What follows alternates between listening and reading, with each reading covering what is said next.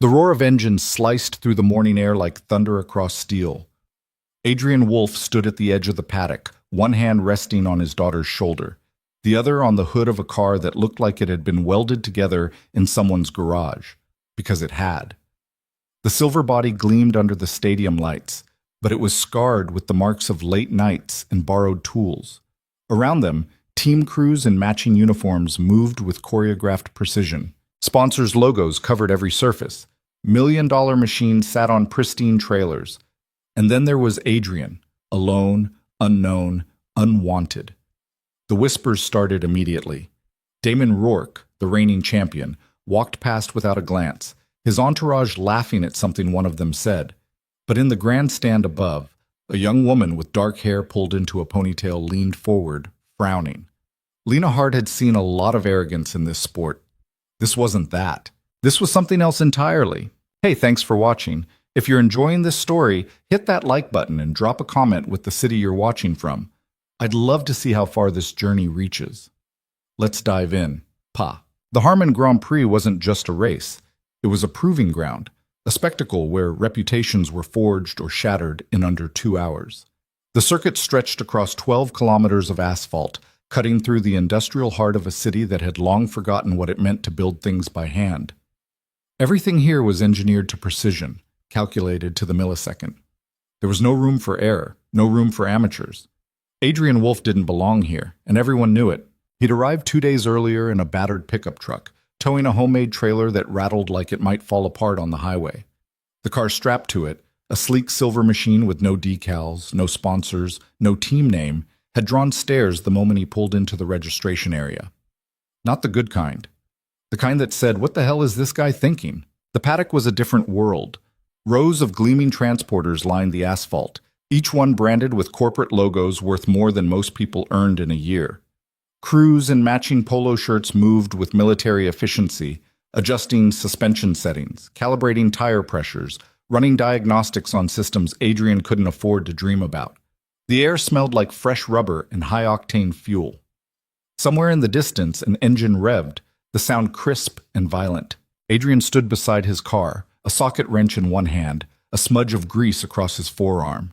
His daughter, Ellie, sat on an overturned crate nearby, swinging her legs and coloring in a notebook. She was 6 years old, with her mother's eyes and her father's stubborn refusal to look away when people stared. "Daddy, why are they looking at us like that?" she asked, not bothering to whisper.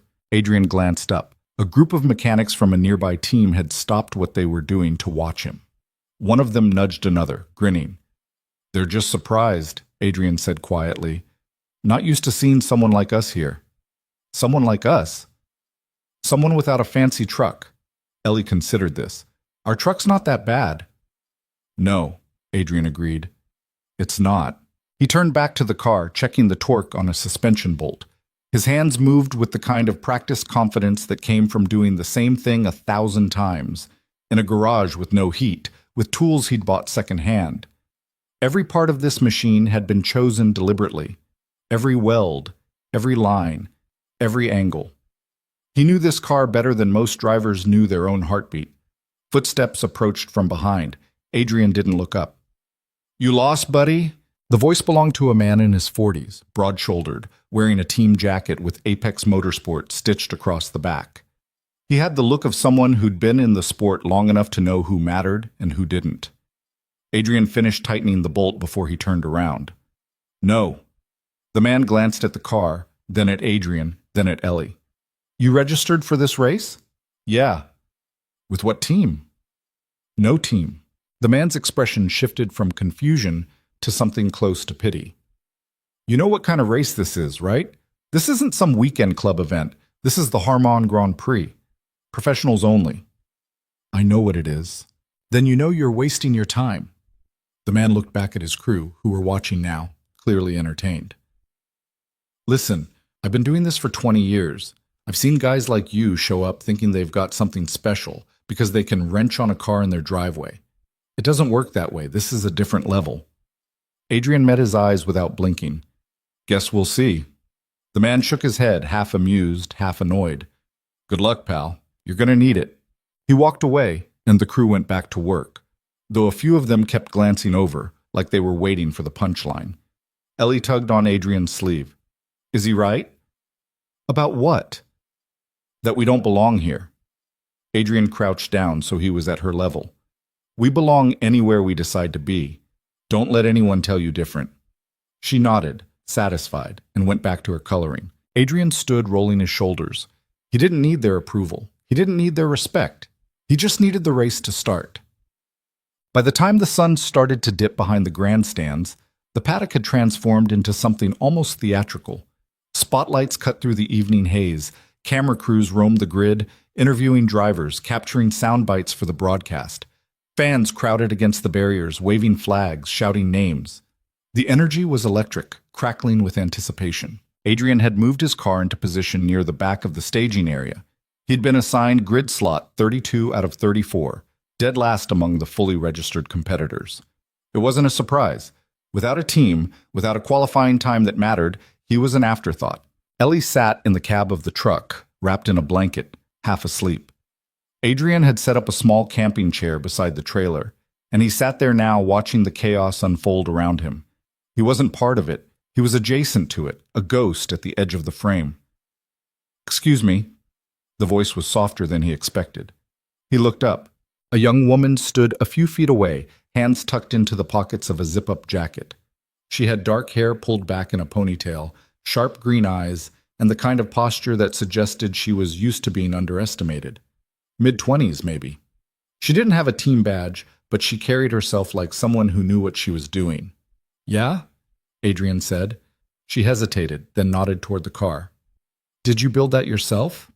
Adrian studied her for a moment. Most of it. The engine too? Yeah. She stepped closer, tilting her head slightly as she looked at the exposed manifold, the custom exhaust routing, the way the airflow had been optimized around the chassis. That's a reverse split intake setup. It wasn't a question, it was an observation. Adrian raised an eyebrow. You know your engines. I know enough, she glanced at him. I'm Lena, junior engineer with Crestwood Dynamics.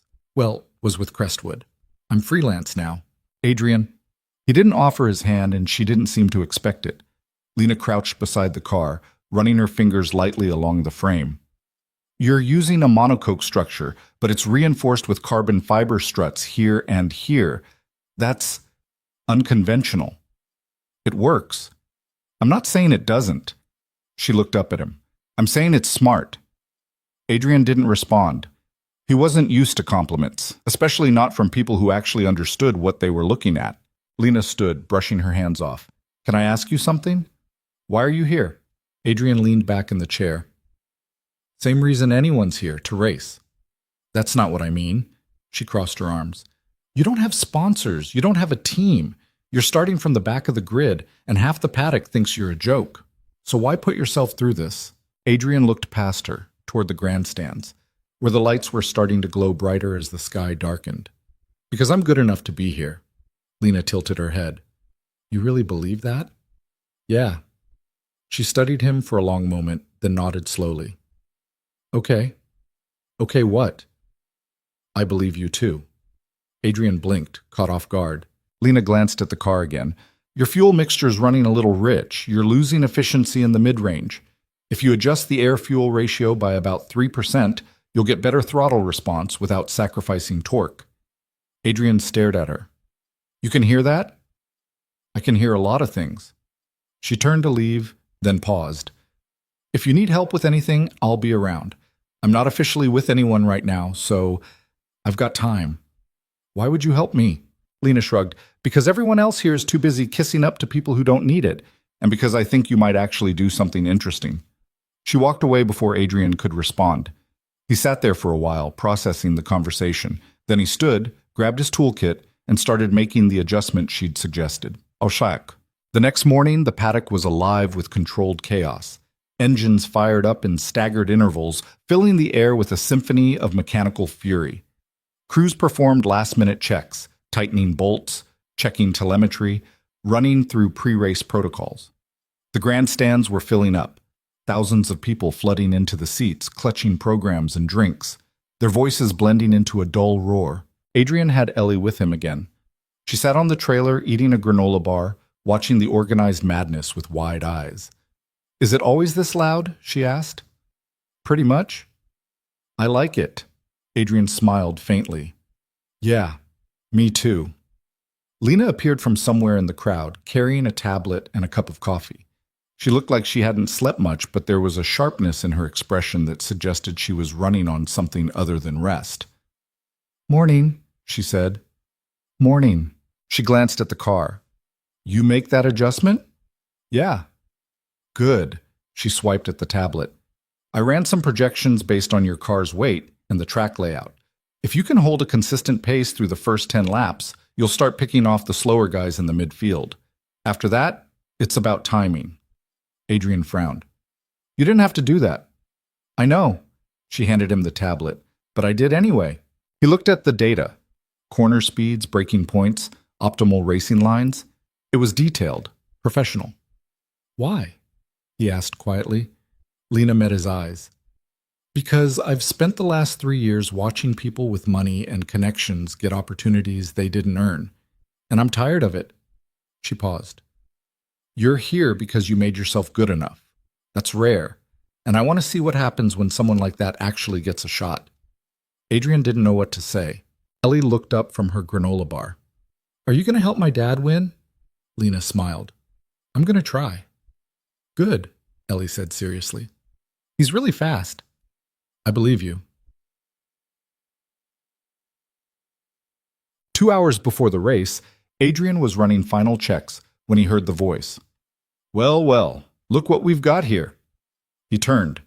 Damon Rourke stood a few feet away, flanked by 2 members of his crew. He was tall, mid-30s, with the kind of easy confidence that came from winning more races than most people could count. His jacket was pristine, his hair styled, his expression somewhere between amused and condescending. "You're the guy with the homemade car, right?" Damon said. Adrian straightened. "That's me." Damon walked closer, circling the car slowly, like a predator sizing up prey. "Cute. Real cute. You do all this yourself?" "Most of it."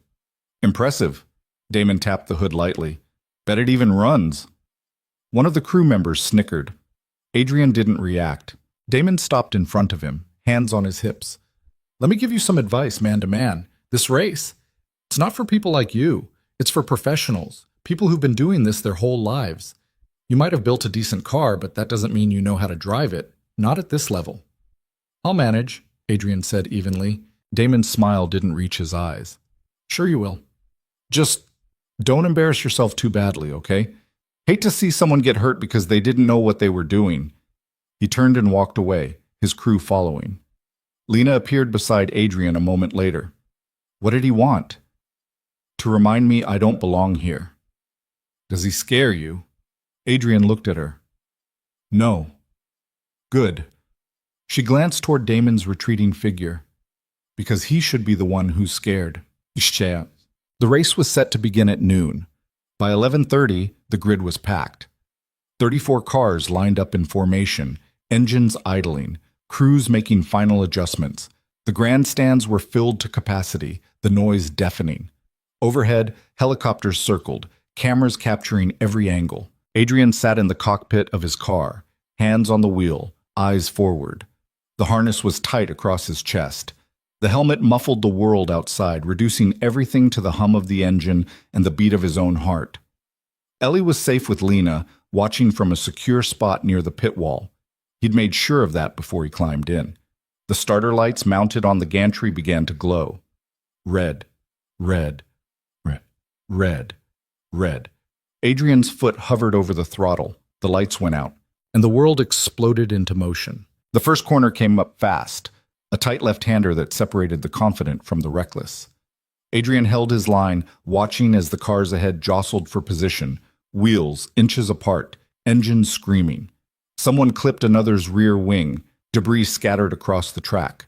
The pack split, some drivers braking hard, others committing to gaps that barely existed. Adrian threaded through the chaos like he'd rehearsed it 1,000 times in his head. Because he had. Every night for the past 6 months, lying awake in his workshop, visualizing this exact moment. The car responded to his inputs with surgical precision. No hesitation, no wasted movement. He wasn't the fastest off the line, but he was smooth. And in racing, smooth was often faster than fast. By the end of the first lap, he'd already gained 4 positions. Lena watched from the pit wall, her eyes locked on the silver car as it carved through traffic. She had a radio headset on, tuned to the race broadcast, but she wasn't listening to the commentary. She was listening to the engine note, the way it rose and fell through the gears, the slight hesitation in the downshifts that told her the clutch was working harder than it should. Ellie stood beside her, gripping the barrier with both hands. "Is he winning?" "Not yet," Lena said, "but he's doing really well." "How well?" "Better than most people expected." Ellie nodded, satisfied. "He always does that." Lena glanced at her. "Does what?" "Makes people think he can't do something, and then he does it anyway." Lena smiled despite herself. "Smart man." "He's the smartest," Ellie said with absolute certainty. Inside the cockpit, Adrian's world had narrowed to a single point of focus. The track ahead, the cars around him, the gap closing between himself and the next position. Everything else, the crowd, the noise, the doubts, had fallen away. He was driving on instinct now, the kind that came from years of racing on tracks no one had ever heard of, in cars held together with zip ties and prayer. He knew what it felt like when a tire was about to lose grip. He knew the exact moment to brake before a corner, not by looking at a marker, but by feeling the weight transfer through the chassis. He knew how to read another driver's body language, the way they positioned their car, the micro adjustments that telegraphed their next move. The car in front of him, a bright yellow machine with a factory team logo, was fast in the straights but clumsy in the technical sections. Adrian watched it for 2 laps, learning its rhythm. The driver braked too early into turn 7 every single time, scrubbing speed unnecessarily. On the 3rd lap, Adrian adjusted his approach. He stayed tight on the yellow car's bumper through turn 6, close enough that the other driver would feel the pressure. Then, as they approached 7, Adrian held his speed a fraction longer. The gap opened. Adrian dove inside, his front wheels alongside the yellow car's rear axle. The other driver flinched, braking harder than he needed to. Adrian completed the pass on the apex, already accelerating out while the yellow car was still mid-corner. Position gained. The radio in his ear crackled. He didn't have a proper team frequency, just a cheap handheld unit Lena had given him before the race. "Nice move," her voice came through, calm and clear. "You're P28 now. Keep that pace." Adrian didn't respond. He didn't have a button to transmit, but he heard her. And it helped, knowing someone was watching. Someone who understood. Obsites. Lap 15. Damon Rourke was leading the race, as expected. He'd started from pole position and had controlled the pace from the moment the lights went out. His car was a masterpiece of engineering, carbon fiber body, active aerodynamics, a hybrid powertrain that produced over 900 horsepower. It was the kind of machine that cost more than most people's houses. But Damon wasn't thinking about his car. He was thinking about the silver car running 20 positions behind him. His engineer's voice came through the radio. "Gap to P2 is 1.4 seconds. You're in good shape." "What's the story with that guy in the homemade car?" Damon asked. A pause. "Who?" "The nobody. The guy who showed up with no team. Where is he?" Another pause, longer this time. P28. He's gained 6 positions since the start." Damon's jaw tightened. 6? "Yeah, he's actually driving pretty well." "How well?" "Better than some of the midfield guys." Damon's hands flexed on the steering wheel. "Keep an eye on him." "Copy that." Damon told himself it didn't matter. The guy was still 27 positions behind. There was no way he'd climb through the entire field. It wasn't possible. Not in a car like that. Not without a team, without data, without the infrastructure that made winning feasible. But a small, uncomfortable voice in the back of his mind whispered, "What if?" Boss sense. Lap 22. Adrian was P24 now, and the midfield battle was getting ugly. Cars were packed tight, 3 and 4 wide through some corners, nobody willing to give an inch. Paint was traded, mirrors were clipped, tempers flared over the radio frequencies. Adrian stayed patient. He didn't force moves that weren't there. He didn't take risks that could end his race in an instant. He just kept applying pressure, lap after lap, waiting for mistakes. And they came. A blue car missed a braking point and went wide. Adrian slipped underneath. P23. A red car got into a side-by-side fight with a white car, and both scrubbed too much speed. Adrian drove around the outside of both. P21. Lena's voice crackled through again. You're in the top 20. Fuel's looking good. Tires should hold for another 15 laps before you need to think about management. Adrian allowed himself a breath. Just one. Then he focused again. The car felt good. No vibrations, no overheating. The engine note was strong and consistent. Everything he'd built, every late night, every decision, every weld, it was all holding together. Ellie's voice suddenly came through the radio, distant but clear. Daddy's really fast, right? Lena's laugh was quiet. Yeah, kiddo, he really is. Nasips. Lap 30. The first round of pit stops began. The front runners dove into the pit lane, their crews swarming the cars with choreographed precision. Tires off, tires on, fuel in, driver out. 12 seconds, maybe 13 if something went wrong. Adrian didn't pit. He couldn't. He didn't have a crew, didn't have a pit box, didn't have fresh tires waiting. His strategy was simple. One stint, no stops, manage everything. It was insane. Most teams planned for at least 2 stops over the course of the race. Tires degraded, fuel ran out. But Adrian had built his car light. He'd calculated the fuel load down to the liter. And he was betting everything on the idea that he could make it work. As the leaders pitted, Adrian's position jumped. P18, P15, P12. Lena's voice came through, more urgent now. You're in the top 15, but the guys who just pitted are going to come out on fresh rubber. They're going to be faster. Adrian knew. He could already see it happening in his mirrors. The cars that had pitted were catching back up, their lap times dropping by 2-3 seconds. They had grip, they had speed. He had experience. Otites. Lap 38. A black car on fresh tires came charging up behind him, closing the gap at a terrifying rate. Adrian watched it in his mirrors, calculating. The driver was aggressive, impatient. He tried to make a move into turn 12, a long, sweeping right-hander where the racing line was everything. Adrian set the trap. He positioned his car on the inside of turn 11, deliberately compromising his exit. The black car took the bait, diving to the outside for a better run into 12.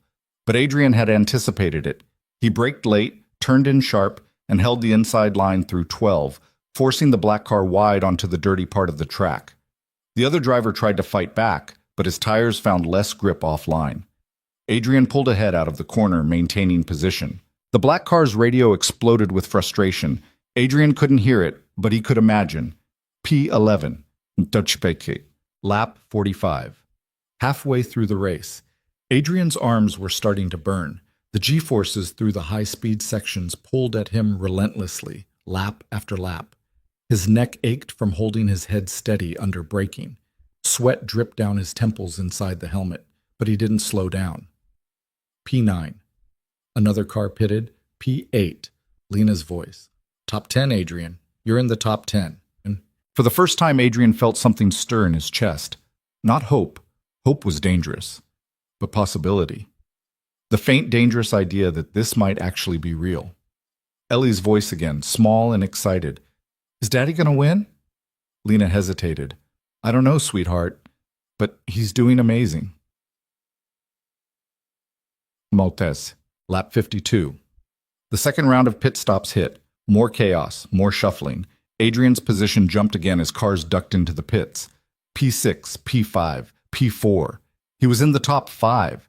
The grandstands had noticed. The cameras had noticed. The commentators, who had barely mentioned him at the start, were talking about him now. And incredibly, the independent entry of Adrian Wolf is running in 4th position. This is a car with no sponsorship, no team support, built in a garage. This is, I don't even know what to call this. Unbelievable doesn't do it justice. Damon's engineer came over the radio.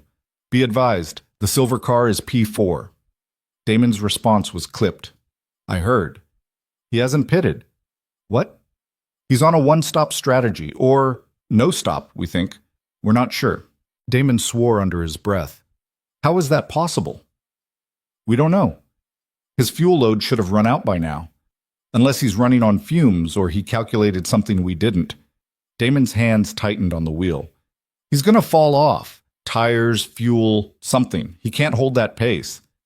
Copy. We'll keep monitoring. But in the back of Damon's mind, doubt crept in. Because this guy, this nobody, wasn't driving like someone about to fall off. He was driving like someone who knew exactly what he was doing. Choice. Lap 60. Adrian was P3. The two cars ahead of him were factory machines, both on fresh tires from their second stops. They were faster than him in raw pace, but Adrian wasn't trying to match their speed. He was trying to outlast them. His tires were worn, the rubber was thin, the grip inconsistent. Every corner was a negotiation between throttle and steering, finding the limit without crossing it. His fuel gauge hovered just above empty, the needle trembling with every shift. But the car was still moving, still responding. Lena's voice.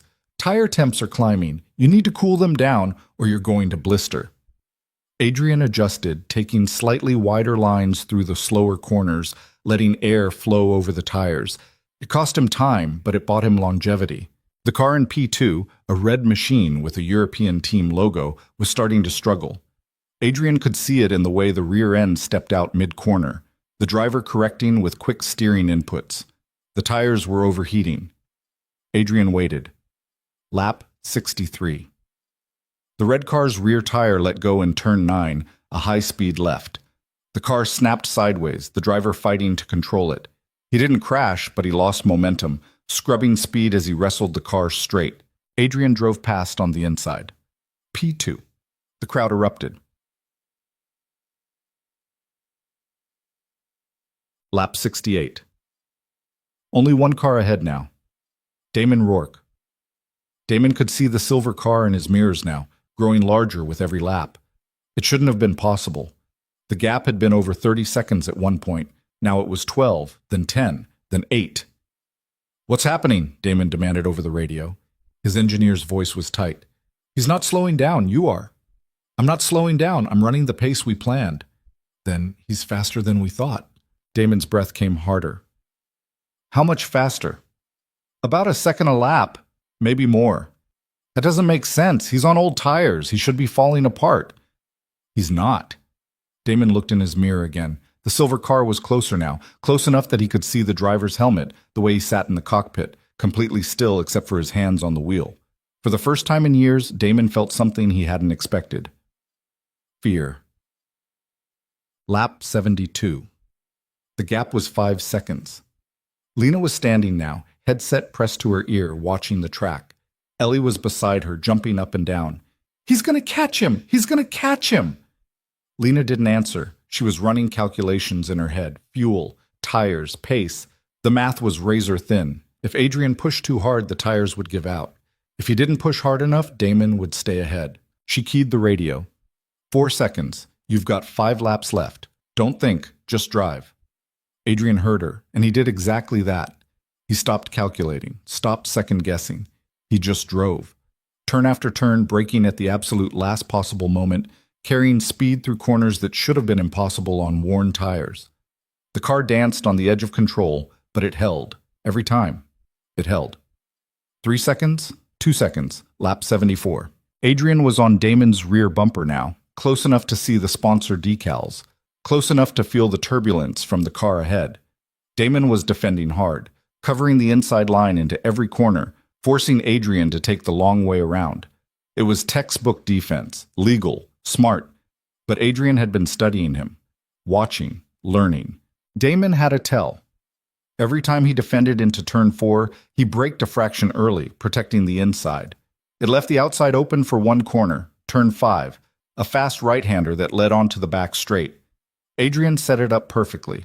Into turn 4, he stayed tight behind Damon, making the champion think he'd try the inside. Damon covered it, braking early. Adrian didn't go inside. He went around the outside of turn 5. It was a move that required absolute commitment. No room for error, no margin for hesitation. If his tires didn't hold, he'd spin into the wall. If Damon squeezed him, they'd both crash. But Adrian committed. The car gripped, barely. The tires screamed, but they held. He pulled alongside Damon through the apex, the two cars inches apart, their mirrors almost touching. Damon tried to squeeze, but Adrian had already claimed the space. The racing line was his. They exited the corner side by side, engines roaring, both drivers flat on the throttle. And then, slowly, The silver car began to pull ahead. P1. Adrian Wolf was leading the Harman Grand Prix. The grandstands lost their minds. Flags waved. People screamed. Cameras flashed. Lena stood frozen, hands over her mouth, staring at the timing screen. Ellie was crying, happy tears, the kind that come when something impossible becomes real. In the cockpit, Adrian didn't celebrate. He didn't have time. 2 laps left. Damon was right behind him now, and the champion was angry. Adrian could feel it in the way the red car lunged at every corner, desperate, aggressive. Damon tried the inside at turn 7. Adrian held him off. Damon tried the outside at turn 10. Adrian squeezed him onto the dirty line, lap 75, 1 lap to go. Adrian's fuel light had been on for 3 laps. The needle was buried below empty. He had no idea how the car was still running. Maybe fumes. Maybe willpower. Damon made one last attempt into the final chicane, diving down the inside with everything he had. But Adrian had anticipated it. He braked late, turned in tight, and held the inside line. Damon's front wing came within inches of Adrian's rear tire, but there was no contact. They accelerated out of the chicane onto the main straight. The finish line was half a kilometer away. Adrian's engine coughed. Once. Twice. "Come on," he whispered. "Come on." The car surged forward, the engine catching again, pulling him toward the line. Damon was right there, his car inching closer, the gap shrinking with every meter. 300 meters, 200, 100. The checkered flag waved. Adrian crossed the line. First, he'd won. Machine. For a moment, there was silence in the cockpit. Just Adrian, breathing hard, hands still gripping the wheel, the engine ticking as it cooled. Then the radio crackled. Lena's voice shaking. "You did it! Adrian, you did it!" Ellie's voice screaming with joy. "Daddy won! Daddy won!" Adrian closed his eyes, let the sound wash over him. Then he opened them again and drove slowly back toward the pit lane. The crowd was everywhere, leaning over barriers, waving, shouting his name, a name most of them hadn't known an hour ago. He brought the car to a stop in the winner's area, killed the engine, and sat there for a moment longer. Then he climbed out. The world hit him all at once. Noise, light, people, cameras. But he didn't see any of it. Because Ellie was running toward him, Lena right behind her, and his daughter crashed into him with enough force to nearly knock him over. He caught her, lifting her up, holding her tight. "You won," she said, her voice muffled against his shoulder. "You won, Daddy." "Yeah," he said quietly. "We did." Lena stopped a few feet away, smiling, tears on her cheeks. Adrian looked at her over Ellie's head. "Thank you." She shook her head. "You did that, not me. You helped." "Maybe a little." Ellie reached out and grabbed Lena's hand, pulling her closer. "You helped a lot." Lena laughed, wiping her eyes. "Okay, maybe a lot." Around them, the chaos continued. Officials were trying to organize the podium ceremony. Journalists were shouting questions. Damon Rourke stood off to the side, staring at Adrian with an expression somewhere between disbelief and respect. But Adrian didn't care about any of that. He set Ellie down, took her hand, and started walking toward the paddock. Lena walked beside them. And for the first time in a long time, Adrian allowed himself to believe that maybe, just maybe, everything was going to be okay. The podium ceremony felt surreal. Adrian stood on the top step, champagne bottle in hand, cameras flashing from every direction. Below him, on the second step, Damon Rourke stood with his arms crossed, jaw tight, barely acknowledging the applause. Third place had gone to a driver from one of the European teams, a kid who looked too young to be here, grinning like he'd won the lottery just by being on the podium at all. The announcer's voice boomed through the speakers, introducing Adrian to a crowd that had spent the entire race learning his name.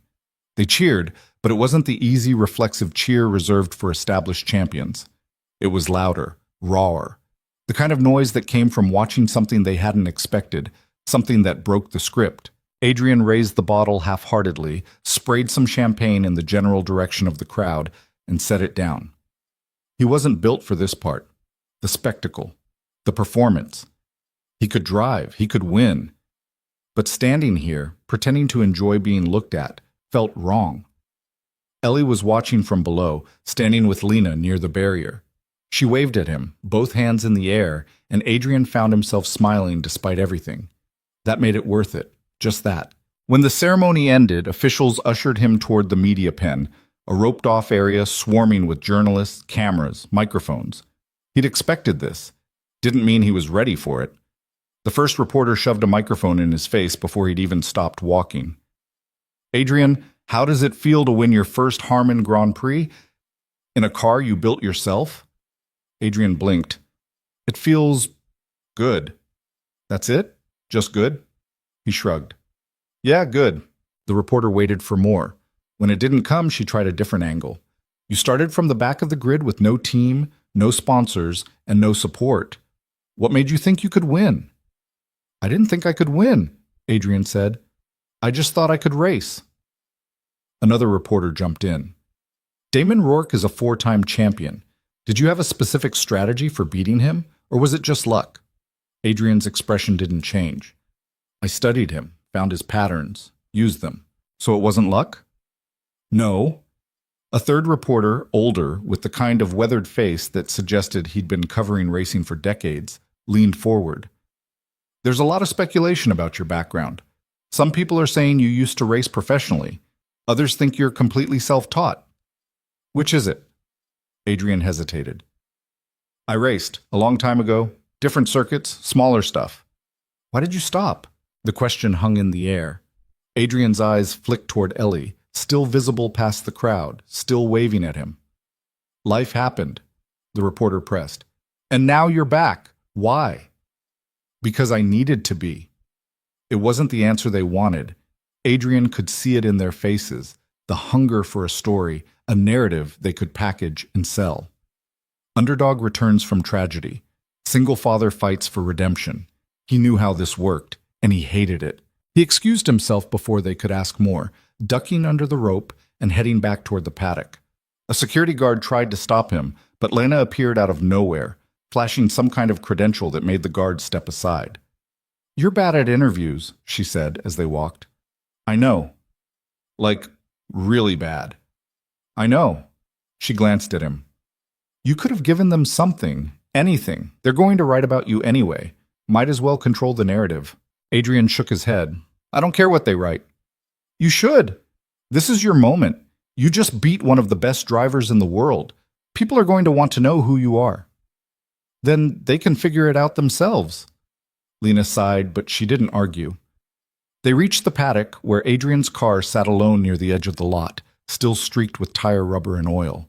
Ellie was already there, running her hand along the hood like it was a living thing. Can we take it home now? She asked. Soon, Adrian said. I need to check a few things first. He popped the hood, leaning in to inspect the engine. It was a mess. Half the bolts were loose from the vibration. The fuel line had a hairline crack. The air filter was clogged with debris. It was a miracle the thing had made it to the finish line. Lena peered over his shoulder. You ran the entire race on fumes, didn't you? Pretty much. That's insane. It worked. This time. She crossed her arms. What if it hadn't? Adrian didn't answer. He grabbed a wrench from his toolbox and started tightening bolts, his hands moving on autopilot. Ellie sat on the trailer, swinging her legs, humming a song Adrian didn't recognize. Lena watched him work for a while, then said quietly, You know they're going to come after you now, right? Adrian paused. Who? Everyone, teams, sponsors, media. You just won one of the biggest races of the season in a homemade car. People are going to want a piece of that. I'm not interested. You might not have a choice. Adrian straightened, wiping grease off his hands with a rag. I didn't come here to be famous. I came here to prove I could still do this. I did. Now I'm going home. Lena frowned. You're serious? Yeah. Adrian, this is the opportunity of a lifetime. You could get sponsorships, a real team, engineers, mechanics, actual support. I could lose the one thing that makes this mine, Adrian cut in. I built this car. I drove it. I won. The second I let someone else in, it stops being about the racing and starts being about the money, the image, the bullshit. Lena stared at him. You really don't care about any of that. No. She let out a breath, half laughing, half exasperated. You're either the most principled person I've ever met or the most stubborn. Probably both. Ellie looked up from her spot on the trailer. Daddy, are we really going home? Yeah, sweetheart, we are. But you won. Don't winners stay? Adrian crouched down so he was eye level with her. Winners get to decide what winning means. For us, it means we proved we belong. Now we go back and build something better. Ellie thought about this, then nodded. Okay, but can we get ice cream first? Adrian smiled. Yeah, we can get ice cream. Lena shook her head, smiling despite herself. You two are something else. They didn't leave immediately. There were forms to sign, prize money to collect, a debrief with race officials, who seemed baffled by the fact that Adrian had no team principal to speak on his behalf. He handled it all with the same blunt efficiency he'd brought to the race itself. Answer the question, sign the paper, move on. By the time they made it back to the truck, the sun was setting, casting long shadows across the paddock. Most of the other teams had already packed up and left, their transporters rolling out in convoys, engines rumbling like distant thunder. The grandstands were empty now, the crowds dispersed, the noise replaced by an eerie quiet. Adrian loaded the car onto the trailer, double-checking the tie-downs, making sure everything was secure. Lena helped, even though she didn't need to, handing him tools, holding parts in place while he worked. Ellie had fallen asleep in the truck's cab, curled up on the bench seat with her jacket bunched under her head as a pillow. When everything was loaded, Adrian stood there for a moment, looking at the track in the distance. The place where just hours ago he'd done the impossible. You okay? Lena asked. Adrian nodded. Yeah, just taking it in. You earned it. Maybe. Lena tilted her head. What do you mean, maybe? Adrian shrugged. Winning one race doesn't change anything. Tomorrow, I'm still the guy with a kid to feed and a mortgage I can barely pay. This doesn't fix that. But it's a start. Maybe. Lena studied him for a long moment, then said, Can I ask you something? Sure. Why did you really come here? And don't give me the line about proving you belong. I don't buy it. Adrian was quiet. Then he said, Ellie's mom left 2 years ago. Just walked out one day and didn't come back. No explanation, no warning. I've been trying to hold things together ever since, but it's been hard. Really hard. And I think part of me needed to do this to show her, show myself, that I'm still capable of something, that I'm not just surviving, that I can still win. Lena's expression softened. Did it work? Adrian looked at the truck where Ellie slept, small and peaceful. I don't know yet. Lena reached out and squeezed his arm, just once, then let go. For what it's worth, I think you're doing a pretty good job. Thanks, she smiled. You heading out tonight? Yeah, long drive back. Where's home? About 6 hours north, small town. You wouldn't have heard of it. Try me. Millbrook. Lena raised an eyebrow. You're right, never heard of it. Adrian almost laughed. Not many people have.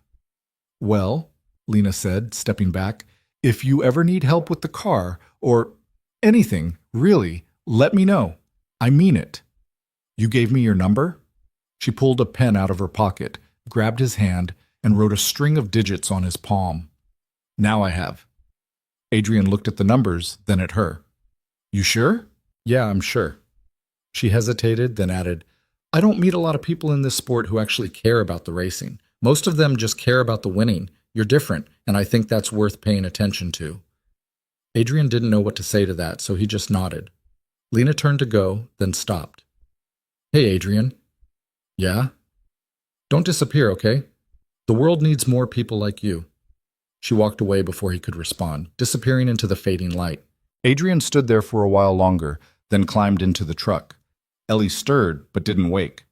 He started the engine, the rumble low and familiar, and pulled out of the paddock. As the track shrank in the rearview mirror, Adrian allowed himself a small, quiet breath. He'd done it. Now came the hard part, figuring out what came next. The drive home was long and dark. The highway stretched out in front of him, empty except for the occasional truck hauling freight through the night. Ellie woke up once, asked if they were almost home, and fell back asleep when Adrian said no. He drove with the radio off, the silence filled only by the hum of the engine and the rhythmic thump of the trailer bouncing over uneven pavement. His mind drifted, replaying the race in fragments, the opening chaos, the pit stops he hadn't made, the final lap when the engine had nearly given out.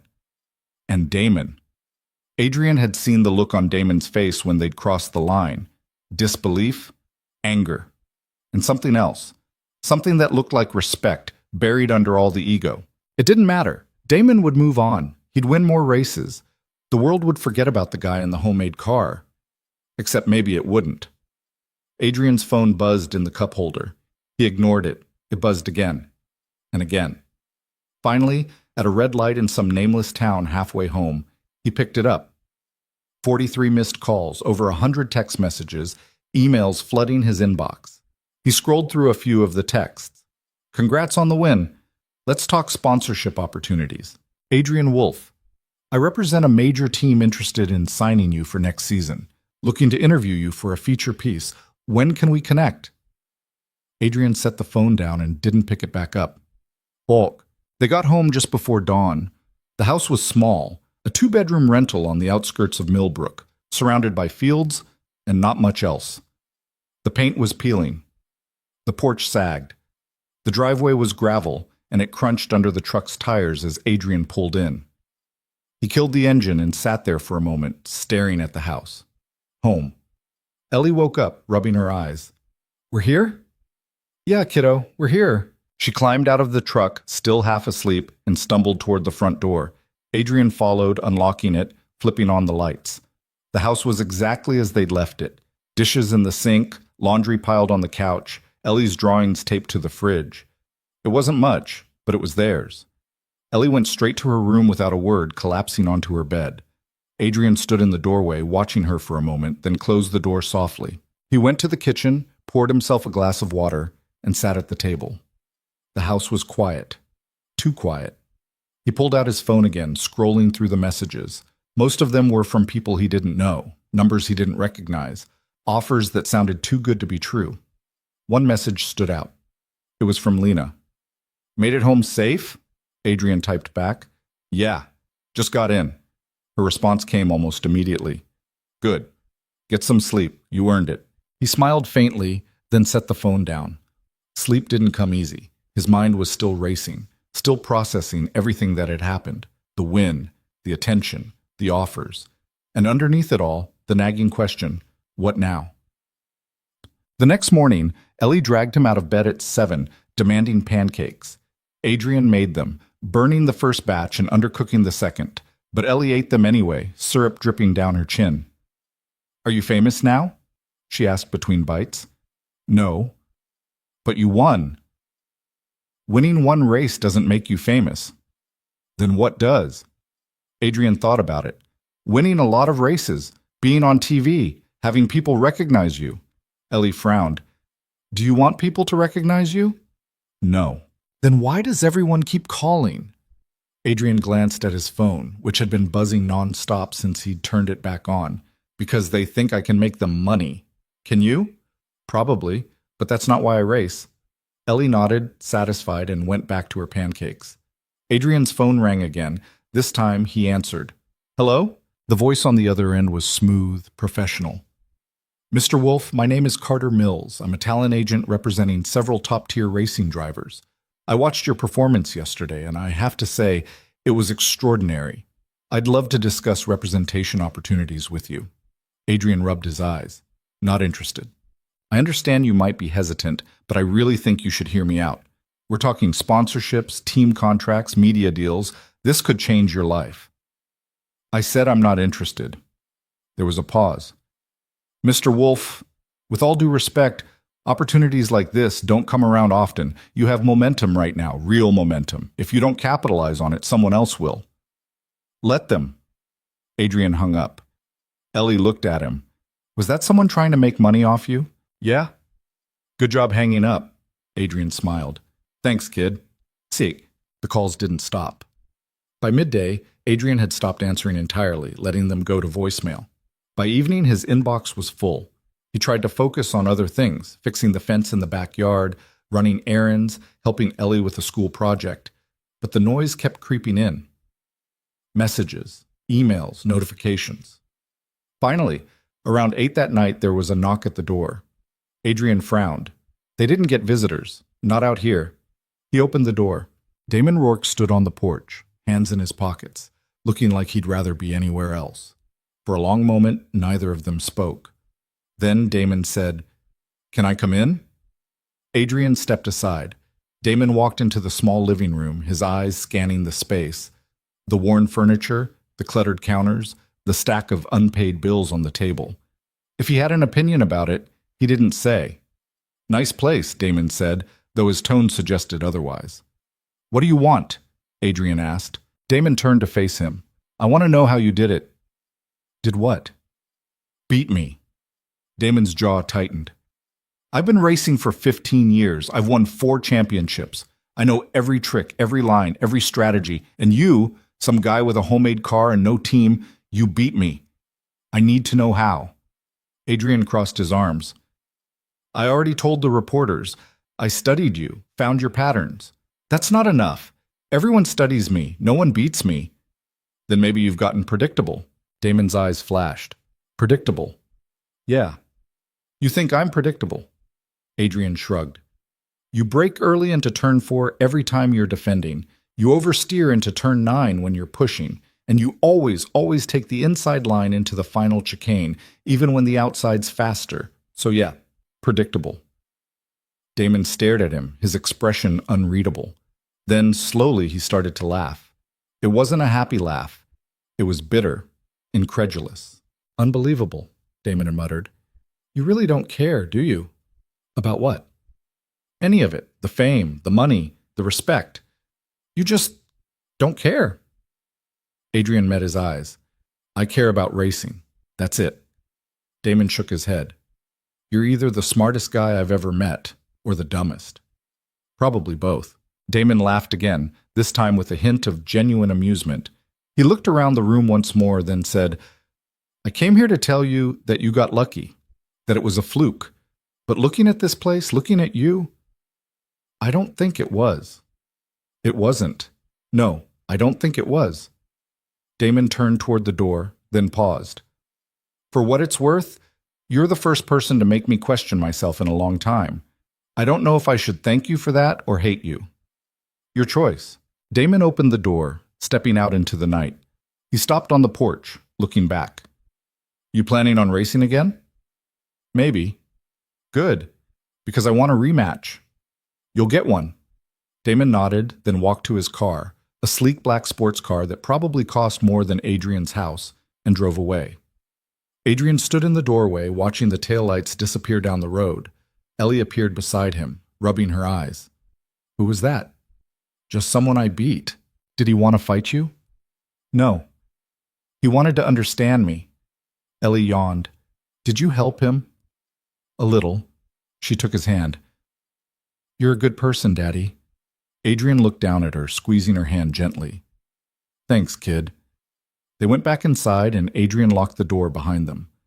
Outside, the world kept spinning. Offers kept coming. Phones kept ringing. But inside, in the quiet of that small house, Adrian Wolfe allowed himself to breathe. He'd won the race. Now he just had to figure out if he wanted to keep racing, or if one win was enough. The decision came 3 days later, though Adrian didn't realize he'd made it until he was already tearing the engine apart in his garage. It was a Thursday afternoon. Ellie was at school. The house was quiet except for the clank of metal on concrete and the low hum of the space heater Adrian had dragged out from the closet. Winter was coming early this year, and the garage had no insulation. His breath misted in the air as he worked, fingers stiff from the cold. The engine sat on his workbench in pieces: pistons, rods, camshafts, valves. He'd run it too hard at Harmon, pushed it past every reasonable limit. It had held together long enough to win, but now it was done. The cylinder walls were scored. The bearings were shot. Half the gaskets had blown. He could rebuild it. He'd done it before. But rebuilding meant committing. It meant deciding that one race wasn't enough. His phone buzzed onto the bench. He ignored it. It had been buzzing nonstop for days. Agents, teams, journalists, even a few companies wanting to use his face on their products. Adrian Wolf, the everyman racer, the underdog who proved dreams still mattered. It was all noise. He picked up a piston, running his thumb over the scuffed surface. This piece had survived 80 laps of abuse. It deserved better than to be thrown away. The garage door rattled. Adrian looked up. Lena stood in the doorway, hands shoved into the pockets of a canvas jacket, her breath fogging in the cold air. She looked around the garage, at the engine parts scattered across every surface, the half-disassembled car in the corner, the walls covered in notes and diagrams Adrian had sketched over the years. "How'd you find me?" Adrian asked. "You're not hard to find. Small town. One address in the phone book under Wolf." She stepped inside, closing the door behind her. "You don't answer your phone." "I've been busy." "I can see that." She walked over to the bench, eyeing the engine. "Rebuilding?" "Thinking about it." "That's not a small job." "No, it's not." Lena picked up a connecting rod, turning it over in her hands. "You know, most people who win a major race don't immediately disappear. They do interviews, sign contracts, build on the momentum. I'm not most people." "Yeah, I'm starting to get that." She set the rod down. "Can I ask you something?" Adrian reached for a rag, wiping grease off his hands. "Sure." "Are you rebuilding this engine because you want to race again, or because you don't know what else to do?" Adrian didn't answer right away. The question hung between them, heavy and uncomfortable. Finally, he said, "Both, maybe." Lena nodded slowly. "That's honest, at least." "What do you want, Lena?" She hesitated, then pulled a folded envelope from her jacket and set it on the bench. "I got offered a job. Lead engineer for a new racing team. Good pay. Real budget. They want me to start in 2 weeks." "That's great." "It is. Except they want me to bring someone with me, a driver, someone who can actually win." She met his eyes. "I told them I had someone in mind." Adrian looked at the envelope, then at her. "You're offering me a spot." "I'm offering you a partnership. You drive, I engineer. We build something real, not corporate, not about the sponsors or the image, just racing. With other people's money. With enough money to actually compete." Lena leaned against the bench. "Look, I get it. You like being independent. You like knowing every bolt in that car came from your own hands. But independence has limits. You want it Harmon because you're talented and because you got lucky. Next time, you might not get lucky. Next time, the guy in the factory car with the $10 million budget and the team of engineers is going to beat you. Not because he's better, because he has resources you don't." Adrian turned back to the engine. "So your solution is to become what I'm racing against?" "No, my solution is to level the playing field." Lena's voice softened. "You don't have to be alone in this, Adrian. You can have help and still keep what matters." "And what's that?" "The part where you care more about the racing than the winning." Adrian was quiet for a long time. Then he said, "I need to think about it." "Fair enough."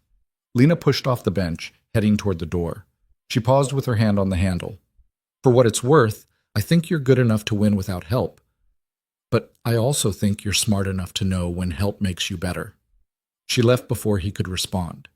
Adrian stood there, staring at the envelope. He didn't open it, not yet. Instead, he went back to work on the engine piece by piece, trying not to think about the fact that maybe, just maybe, Lena was right. That night, Ellie came home from school with a drawing. She set it on the kitchen table while Adrian made dinner. Spaghetti from a box, sauce from a jar, nothing fancy. "What's this?" he asked, glancing at the paper. "It's you," Ellie said. "Winning the race." Adrian picked it up. The drawing showed a stick figure standing on a podium, arms raised, a crooked smile on its face. Around it, other stick figures cheered. Above everything, in wobbly letters, Ellie had written, "My dad is the best." Something tightened in Adrian's chest. "It's great, kiddo," he said quietly. "Mrs. Palmer asked us to draw someone we're proud of. I drew you." Adrian set the drawing down carefully, like it might break. "I'm proud of you, too." Ellie beamed.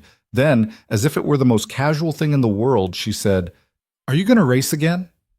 Adrian turned back to the stove, stirring the sauce. "I don't know yet." "Why not?" "It's complicated." Is it because of money? Adrian glanced at her. What makes you say that? Ellie shrugged. I heard you on the phone the other night. You were talking about bills, and I know we don't have a lot of money. Adrian felt a pang of guilt. He'd thought she was asleep. Apparently he'd been wrong. Money's part of it, he admitted. But it's not the only part. What's the other part? Adrian sat down across from her. Racing takes time. A lot of time. And I don't want you to feel like I'm choosing it over you. Ellie frowned. But you're not. How do you know? Because you always come home, and you always make dinner, and you always help me with my homework, even when you're tired. She looked at him seriously. If you want to race, you should race.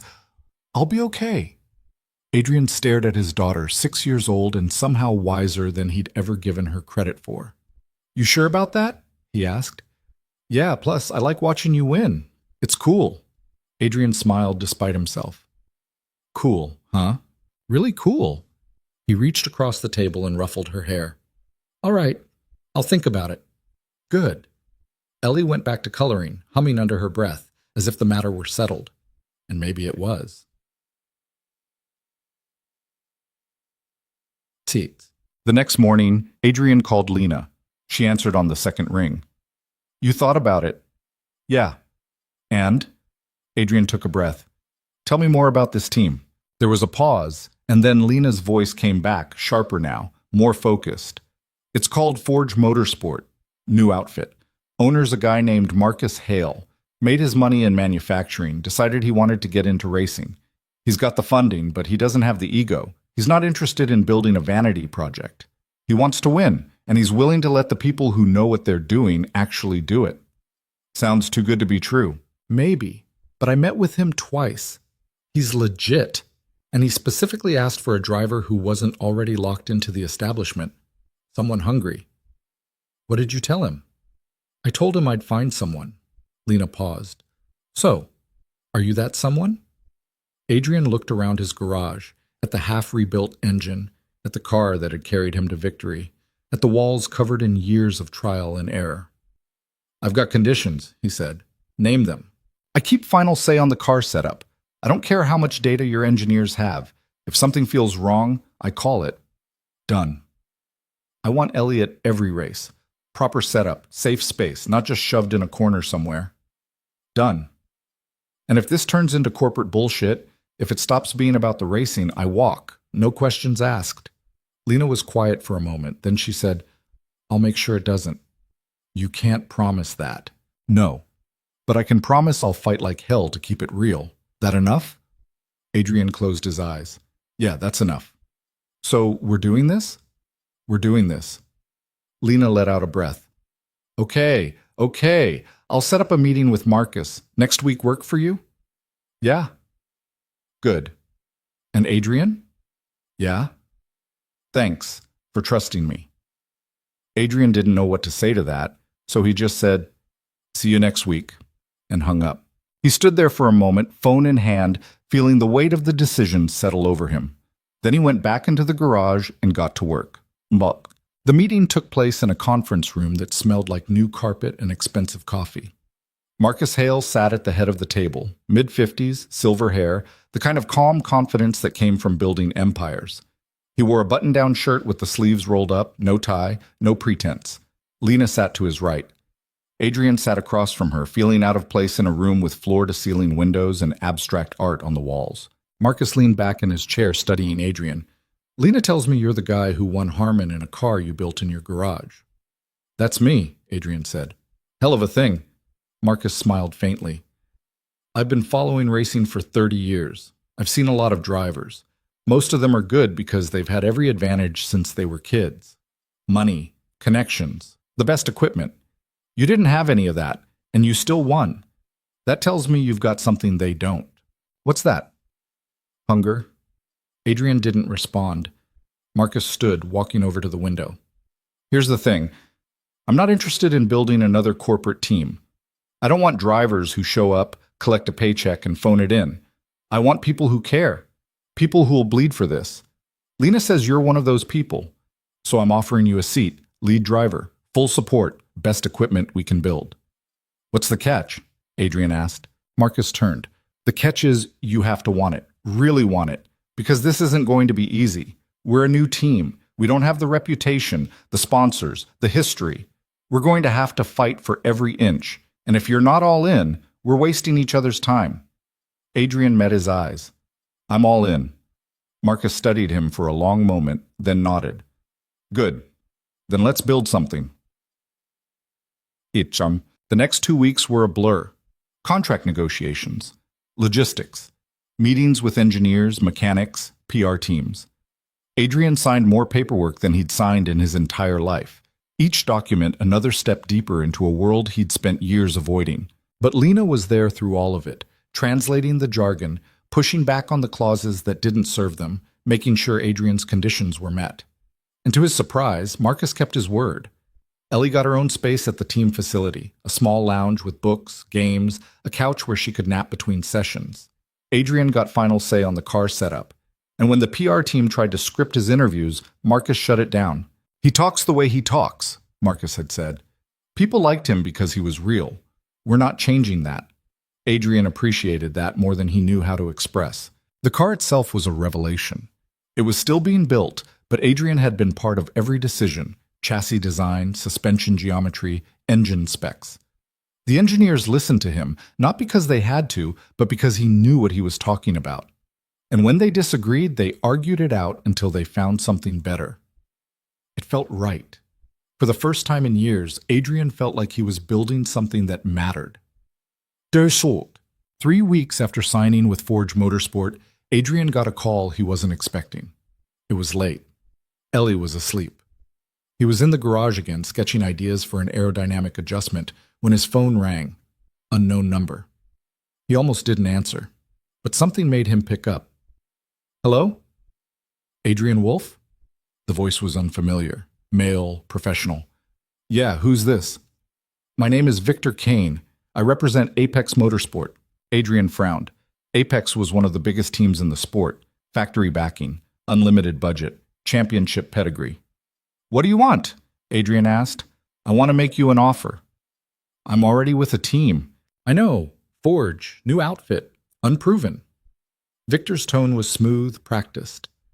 But here's the thing, Adrian. You're talented, really talented, and you're wasting that talent on a team that's going to struggle for years before they're competitive. We can make you competitive right now. Lead driver, championship caliber car, everything you need to win. Not interested. You haven't even heard the offer. Don't need to. Victor paused. You're making a mistake. Maybe, but it's my mistake to make. Think about your daughter, Adrian. This is a chance to set her up for life. Financial security, stability, everything a father wants for his kid. Adrian's grip tightened on the phone. Don't talk about my daughter. I'm just saying. I said don't. Adrian's voice was cold now. I know what you're doing. You're trying to make me doubt myself, make me think I'm choosing wrong. But I've already made my choice and I'm not changing it. So do me a favor and lose my number. He hung up. His hands were shaking, not from fear, from anger. Victor Kane didn't know him, didn't know what mattered, didn't understand that some things couldn't be bought. Adrian set the phone down and went back to his sketch. But the call stayed with him, a reminder that the world he'd stepped into didn't play fair. The first race with Forge Motorsport was scheduled for mid-November. A street circuit in the southern part of the country. Tight corners, narrow straights, no room for error. It was the kind of track that rewarded precision over raw speed. Adrian and Lena spent the week before the race fine-tuning the car. They tested at a private facility Marcus had rented, running hundreds of laps, tweaking suspension settings, dialing in the brakes. The car was fast, really fast. Not Harmon fast, they were still learning, still finding the limits, but competitive. On the morning of the race, Adrian stood in the garage watching the crew make final adjustments. Ellie sat nearby, coloring in a new notebook Lena had bought her. Lena walked over, clipboard in hand. How are you feeling? Nervous, Adrian admitted. Good. Nervous means you care. What if I don't live up to it? What if Harmon was a fluke? Lena looked at him. Then we figure it out and do better next time. But I don't think it was a fluke, and neither do you. Adrian nodded slowly. Besides, Lena added, you're not alone this time. You've got a team. Use us. I'm not used to that. I know, but you're going to have to get used to it. She handed him the clipboard. Here's the race strategy. Study it. Ask questions if something doesn't make sense, and trust that we've got your back. Adrian took the clipboard, scanning the notes. It was thorough, professional, everything he would have done himself, but better. Thanks, he said quietly. Lena smiled. Don't thank me yet. Win first. Then we'll talk. Matek. The race started clean. No crashes. No chaos. Just 32 drivers fighting for position on a track where passing was nearly impossible. Adrian qualified 8th, a solid result for a new team. He spent the first 20 laps holding his position, learning the rhythm of the race, conserving his tires. Then, on lap 23, the car ahead of him made a mistake, locked up the brakes into turn 5. Went wide. Adrian didn't hesitate. He dove inside, claiming the position before the other driver could react. P7. Lena's voice came through the radio.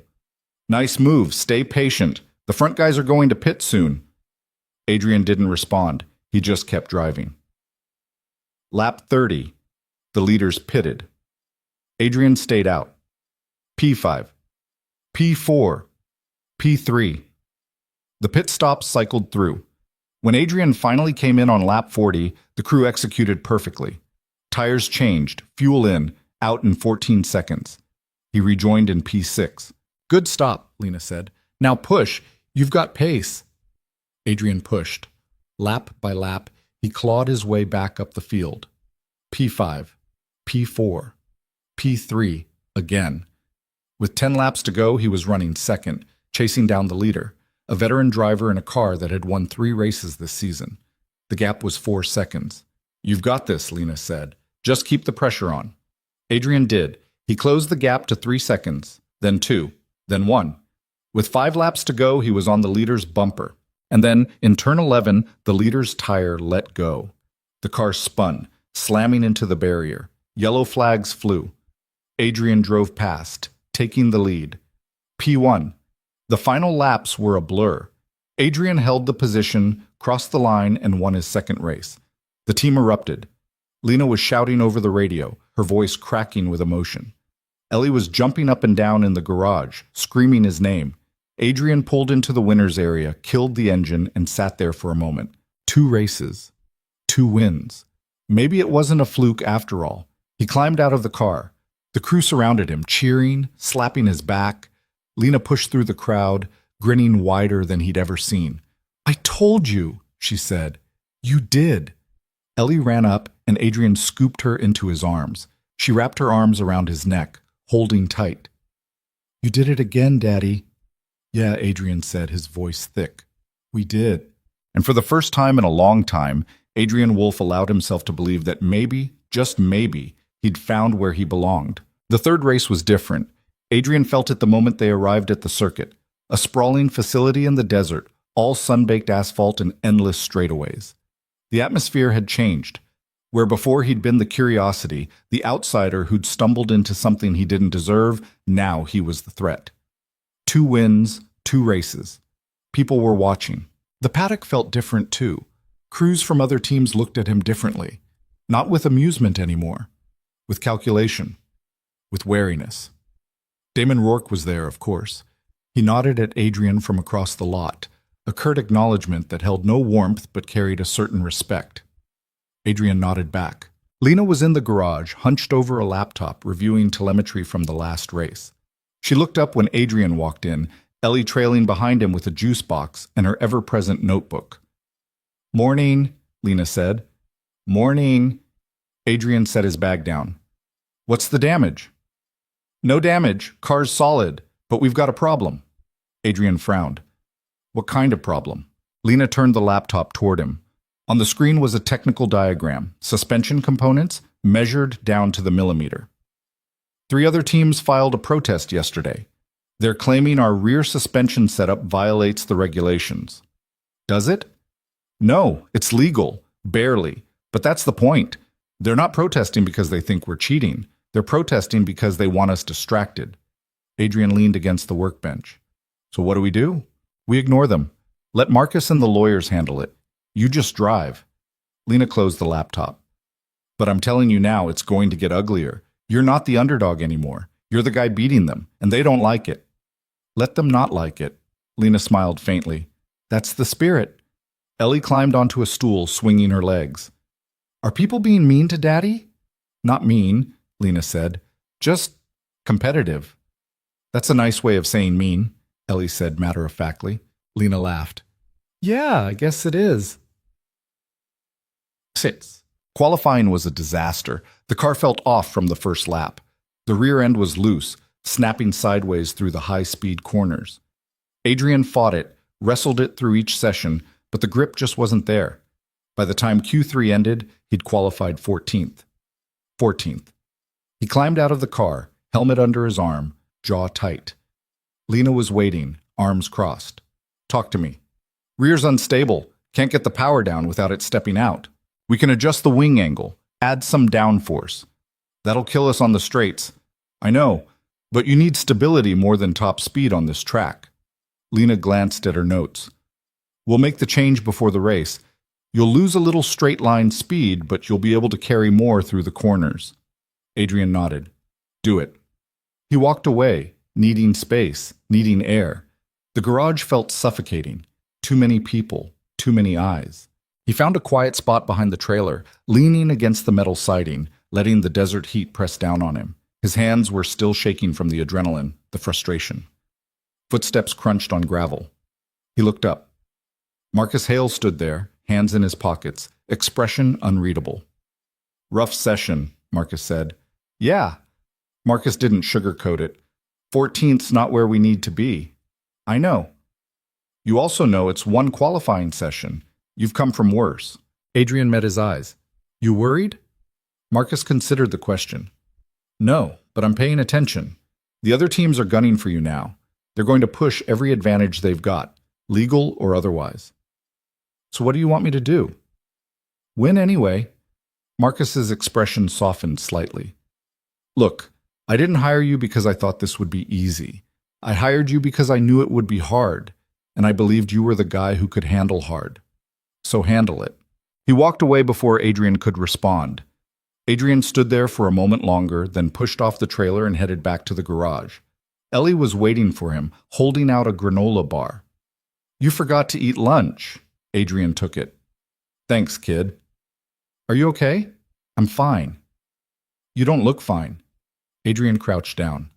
I'm frustrated, but I'll be okay. Ellie studied him seriously. You're still going to win, right? I'm going to try. That's all you can do. She said it so simply, like it was the most obvious thing in the world. Adrian pulled her into a hug. When did you get so smart? I've always been smart. You just didn't notice. Adrian laughed despite himself. Fair enough. Diss in. The race started badly and got worse.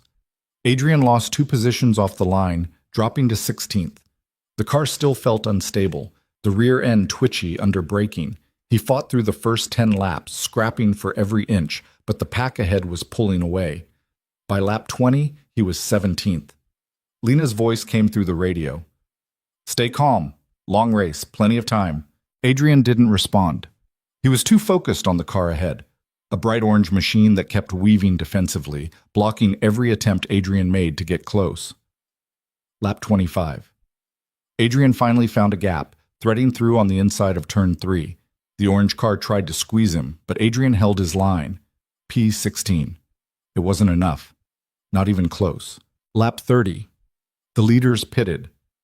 Adrian stayed out, gambling on track position. It worked, temporarily. He jumped to P9 when the pit cycle finished, but the cars that had pitted were on fresh tires, faster, hungrier. They started picking him off one by one, P10, P11, P12. Lena's voice. Box this lap. We need fresh rubber. Adrian dove into the pit lane. The crew swarmed. Tires off. Tires on. 16 seconds. Too slow.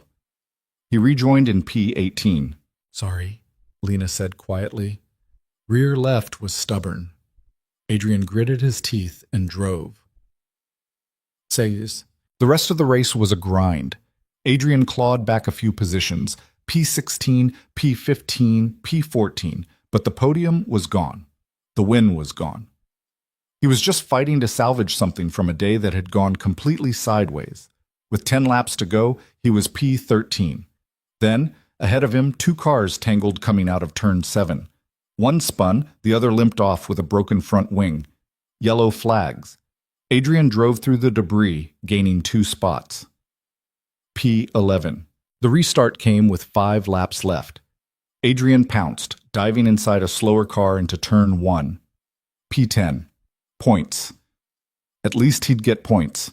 He crossed the line in 10th place.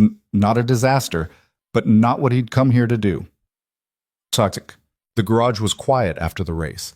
The crew packed up efficiently, but there was none of the energy, none of the celebration that had followed the previous 2 wins. This was just work now, professional, clinical. Adrian sat on a stack of tires, still in his race suit, staring at nothing. Lena approached, holding 2 bottles of water. She handed him one. "Thanks," he muttered. She sat down beside him. "You drove well." "I finished 10th. "You finished 10th with a car that wasn't handling right and a pit stop that cost you 4 seconds. That's not bad." "It's not good either." Lena took a drink. "No, it's not. But it's one race." Adrian looked at her. "What if it's not just one race? What if this is the start of us falling apart? Then we fix it. That's what teams do." "I'm not used to having a team." "I know, but you've got one now. So stop carrying all of this yourself." She nudged his shoulder. "We'll figure it out. We always do." Adrian wanted to believe her, but doubt had a way of creeping in, settling into the spaces where confidence used to live. Ellie appeared, climbing onto his lap without asking.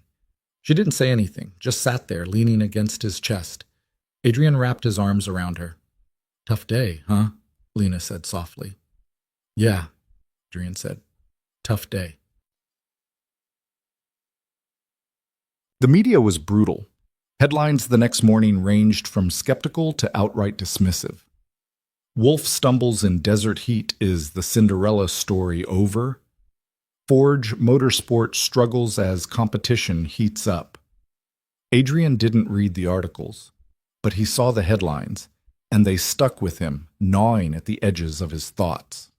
He was in the team facility 2 days later, working on simulator runs, when Marcus pulled him aside. "We need to talk," Marcus said.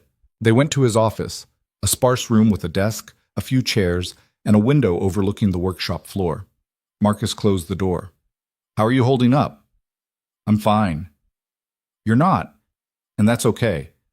But I need to know where your head's at." Adrian leaned back in the chair. "I'm frustrated. We had the speed, and we didn't capitalize on it. That's on me.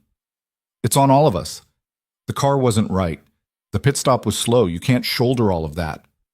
I'm the one in the car, and you're the one who got us 10th when we should have finished 20th.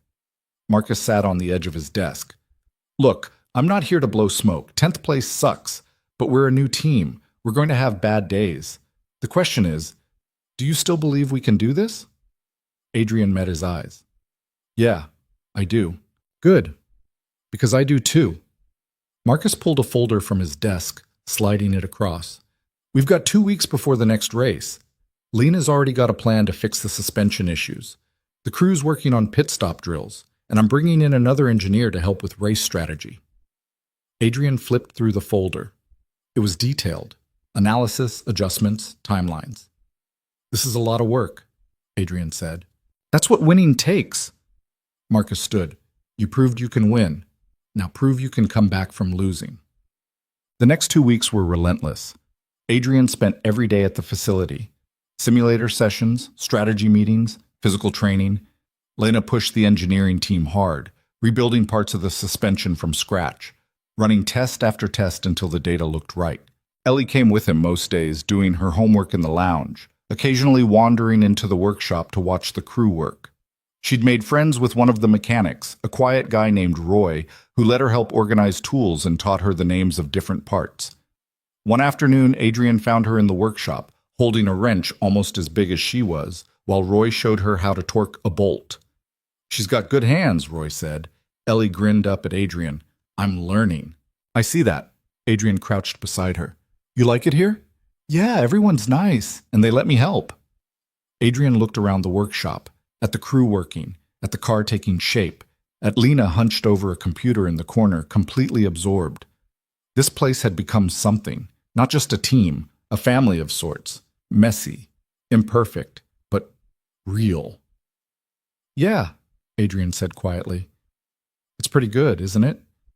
The best, Ellie said. Okay. The fourth race was a road course. Tight, technical, unforgiving. The kind of track where mistakes were punished instantly. Adrian qualified sixth. Not great, but better than last time. The race started clean. He held position through the first stint, staying out of trouble, managing his tires. Lap 18. The car in P5 made a mistake, running wide in turn 6. Adrian capitalized, slipping through on the inside. P5. Lena's voice. Good move. Now stay patient. Adrian stayed patient. The race developed into a strategic chess match. Some teams went for early pit stops, gambling on track position. Others stayed out long, trying to make the tires last. Forge split the difference. Adrian pitted on lap 32, rejoining in P8. But the cars ahead were on older tires, slower. He picked them off methodically. P7, P6, P5 again. With 20 laps to go, he was P4 chasing down the podium. The car in P3 was struggling. Adrian could see it in the way it moved. Hesitant under braking, loose on corner exit. Lap 48. Adrian made his move into turn 12, a long right-hander that required commitment. He braked late, turned in sharp, and claimed the inside line. The other driver tried to fight back, but Adrian had already taken the position. P3. Podium. The final laps were clean, no drama, no mistakes. Adrian held the position, crossed the line, and secured his first podium since joining Forge. The team erupted. Lena was screaming over the radio. The crew was jumping, hugging, celebrating like they'd won. Adrian pulled into the podium area, climbed out, and let himself breathe. Third place. Not a win, but a step back in the right direction. Marcus was there, grinning. Told you. Adrian smiled. Yeah, you did. Mats. The podium ceremony felt different this time. Adrian stood on the third step, champagne in hand, looking out at the crowd. Ellie was down there somewhere, watching, Lena too. He'd come back. Not all the way, but enough. After the ceremony, after the interviews, after the chaos had settled, Adrian found Lena in the garage. You were right, he said. About what? About needing a team. I couldn't have done this alone. Lena smiled. I know, but you needed to figure that out yourself. Thanks for not giving up on me. I wasn't going to. You're too stubborn to give up on. Adrian laughed. Fair. Ellie ran up, tackled him with a hug. Third place is still really good, Daddy. Yeah, kid. It is. And standing there surrounded by people who'd fought for him, who'd believed in him even when he doubted himself, Adrian realized something. He wasn't just racing for himself anymore. He was racing for them. And that made all the difference. The season rolled on. 2 more races. Adrian finished 5th in one, 2nd in the other. Consistent. Competitive. Proving that the early wins weren't flukes. But the real test was coming. The final race of the season. The championship decider. Adrian wasn't in contention for the title. He'd joined too late for that. But Damon Rourke was. And so was the driver currently leading the standings. A young hotshot named Eric Cross, driving for Apex Motorsport. The race would determine everything, and Adrian was going to be right in the middle of it. The night before the race, he sat in his hotel room, staring at the ceiling, unable to sleep. His phone buzzed. A text from Lena. You ready? Adrian thought about it, then typed back. Yeah, I'm ready. Her response came immediately. Good, because tomorrow we're going to show them what we're made of. Adrian set the phone down and closed his eyes. Tomorrow. 1 more race. And everything to prove. Morning came too fast. Adrian woke before dawn, the hotel room still dark, the city outside just beginning to stir. He lay there for a moment, listening to Ellie's soft breathing from the bed across the room. She'd insisted on staying with him the night before the race, said she wanted to be there when he woke up. He hadn't argued. He got up quietly, pulled on running clothes, and slipped out into the hallway. The hotel was silent, everyone still asleep or pretending to be. Outside, the air was cool, almost cold, carrying the smell of rain that hadn't fallen yet. He ran. Not fast. Just steady. Through empty streets, past shuttered storefronts, under streetlights that flickered and hummed. His mind was supposed to quiet when he ran, but it didn't. It just cycled through the same thoughts over and over. The race. The championship battle between Damon and Eric Cross. His own position, starting fourth on the grid, close enough to matter, but not close enough to control what happened up front. And the weight of knowing that after today, something would change. Win or lose, podium or nothing, this season would be over, and he'd have to face whatever came next. By the time he got back to the hotel, the sun was rising, painting the sky in shades of orange and gray. Ellie was awake, sitting cross-legged on the bed, watching cartoons with the sound turned low. "You went running," she said without looking at him. "Yeah." "Did it help?" Adrian sat down beside her. "Not really." "You're nervous." "A little." Ellie finally looked at him. "You're gonna do good. You always do." "I don't always do good, kid. Sometimes I mess up. But you try. That's what matters." Adrian pulled her close, kissed the top of her head. "When did you get so wise?" "I've been telling you. You just don't listen." He smiled despite the knot in his stomach. "Fair enough." Days. The paddock was electric. Final race of the season. Championship on the line. Every camera crew, every journalist, every fan with a credential had shown up. The grandstands were packed hours before the race even started. Adrian walked through it all with Ellie's hand in his, trying to ignore the noise, the questions shouted from behind barriers, the flashing lights. Lena met them at the garage, already in team gear, already focused. "Sleep okay?" she asked. "Not really." "Yeah, me neither." She handed him a coffee. "Marcus wants a word before we start prep." Adrian nodded, gave Ellie's hand a squeeze. "Go hang out with Roy for a bit, okay?" "Okay." Ellie ran off toward the workshop bay where Roy was already setting up tools. Marcus was in the back office, standing by the window watching the chaos outside. He turned when Adrian walked in. "Big day," Marcus said. "Yeah." "You know what's at stake? Eric needs to finish in the top 3 to clinch the championship. Damon needs to win and have Eric finish 5th or worse." Marcus nodded. "And you're starting 4th, right in the middle of it." "I know." "So here's the question." Marcus crossed his arms. "Are you racing for yourself today, or are you playing spoiler?" Adrian frowned. "What do you mean?" "I mean, you could help Damon, block Eric, make it harder for him to get the points he needs. Or you could just race your own race and let the chips fall. You want me to help Damon? I'm not telling you what to do. I'm asking what you're planning to do." Adrian thought about it. Damon had come to his house after Harmon, admitted he'd underestimated him. There was a mutual respect there now, something earned on the track. But there was also Eric Cross, a driver Adrian barely knew, backed by Apex, the same team that had tried to poach him, the same team that had thrown money at him like it could buy integrity. "I'm racing my own race," Adrian said finally. "If that helps Damon, fine. If it doesn't, that's not my problem." Marcus smiled. "Good answer." Why?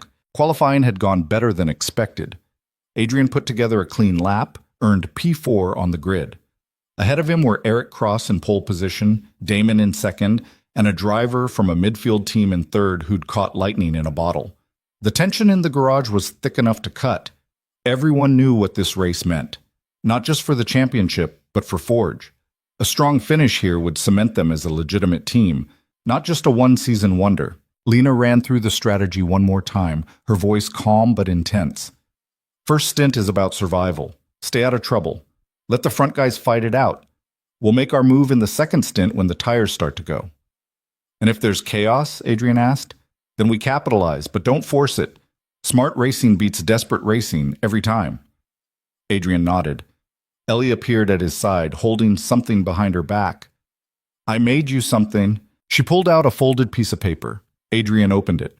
It was a drawing, stick figures again, but more detailed this time. Him in the car, her waving from the side, Lena standing next to her, above it all, in careful letters. "You got this, Daddy." Adrian's throat tightened. "Thanks, kid." "You're gonna win, right?" "I'm gonna try my best." "That's good enough."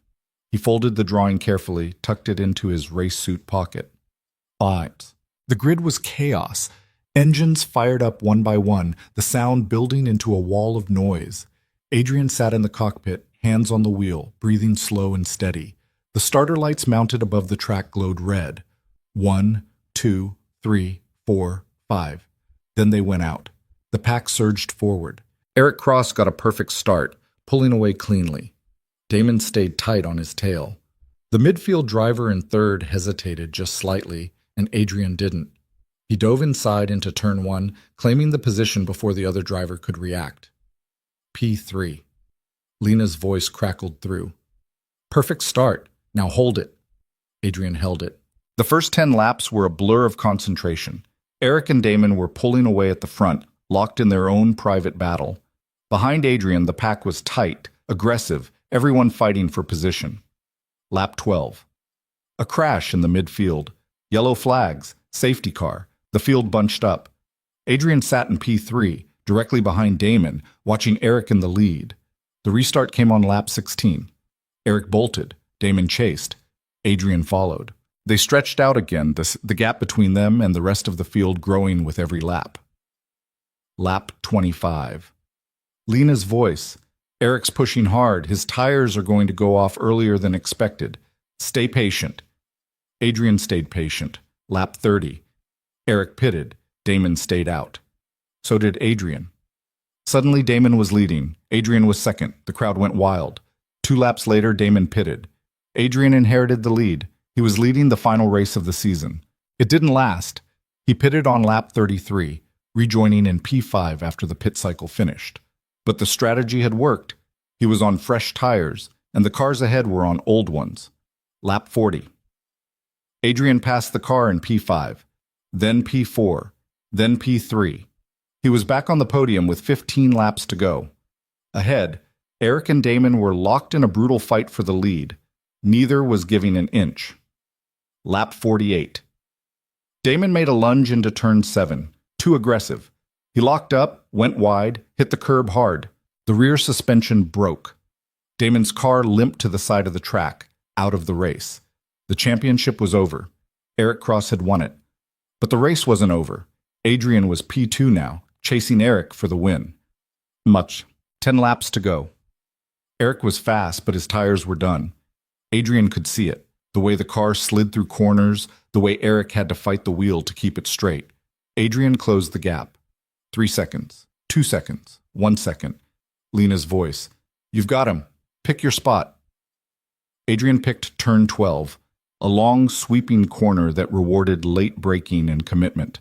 Lap 53. Adrian dove inside. Eric tried to cover, but he didn't have the grip. Adrian pulled alongside, held the inside line through the apex, and accelerated out ahead. P1.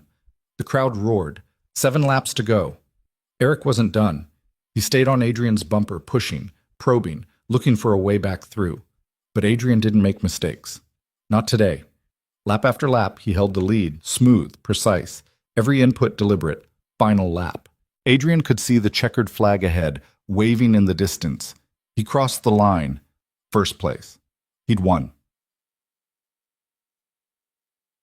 The garage exploded. Lena was screaming, crying, jumping up and down. Marcus was pumping his fist. The crew was mobbing each other, hugging, shouting. Adrian brought the car to a stop in the winner's area, sat there for a moment, hands still on the wheel. Then he climbed out. The noise hit him. Cheers, cameras, voices calling his name. But he didn't hear any of it. Because Ellie was running toward him, her face lit up with pure joy. He caught her, lifted her up, held her tight. "You won!" she shouted. "You won, Daddy!" "Yeah," he said, his voice breaking. "We did!" Lena reached them, tears streaming down her face. She didn't say anything, just pulled them both into a hug. Marcus was there too, grinning like he'd just won the lottery. "Hell of a drive, Adrian. Thanks." "No, thank you. You just gave this team its first win of the season. That's going to change everything." Adrian looked around, at the crew celebrating, at the car that had carried him to victory, at Lena and Ellie standing beside him. This was it. This was what mattered. Not the money, not the fame, not the headlines. This. The people who believed in him, the people he'd fought for. Basi, The podium ceremony was a blur. Champagne sprayed, trophies handed out. Eric Cross stood on the top step, championship secured, but his smile was tight. He'd won the title, but he'd lost the race. Adrian stood on the second step, his third podium of the season, his second win. Not bad for a guy who'd started in a homemade car. After the ceremony, after the interviews, after the chaos finally died down, Adrian found a quiet corner of the paddock. The sun was setting, painting the sky in shades of red and purple. Damon appeared beside him, leaning against the same wall. "Hell of a race," Damon said. "You too. Sorry about the suspension." Damon shrugged. "That's racing. Some days you get lucky. Some days you don't." He glanced at Adrian. "You earned that win." "Thanks." They stood there in silence for a moment. Then Damon said, "You know what the difference is between you and most of the guys out here?" "What's that?" "You remember why you're doing this. Most of us forgot a long time ago. It stopped being about the racing and started being about the paycheck, the sponsors, the image. But you still care about the actual driving, and that's rare." Adrian didn't know what to say. Damon pushed off the wall. "See you next season, Wolf." "See you." Damon walked away, and Adrian stood there, watching the sun sink below the horizon.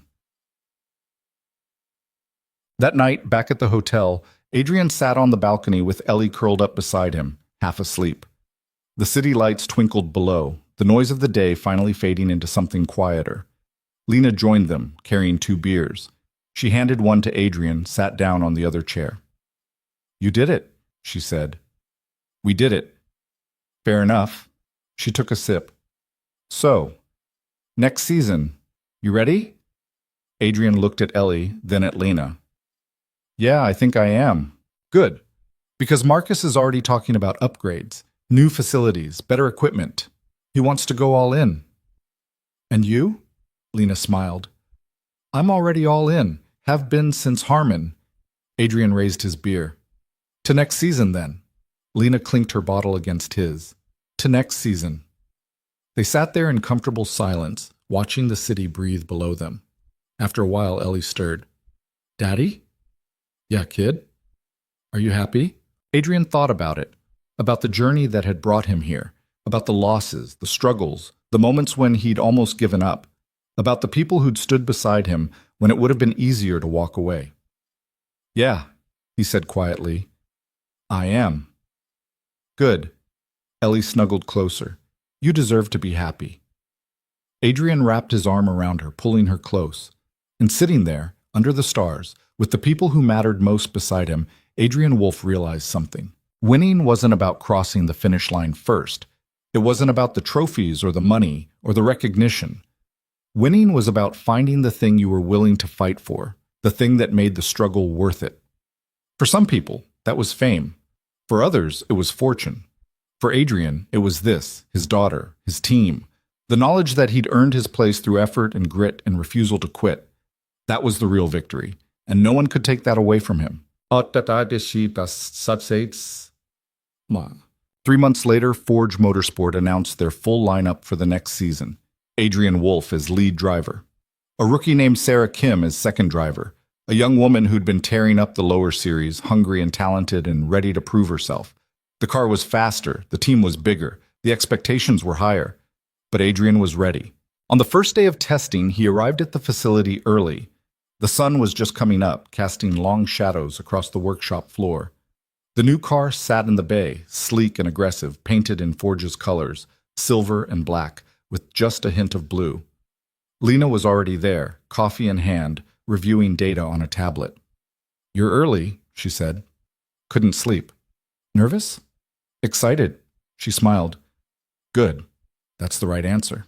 Ellie came running in, still in her pajamas, having convinced Adrian to bring her along.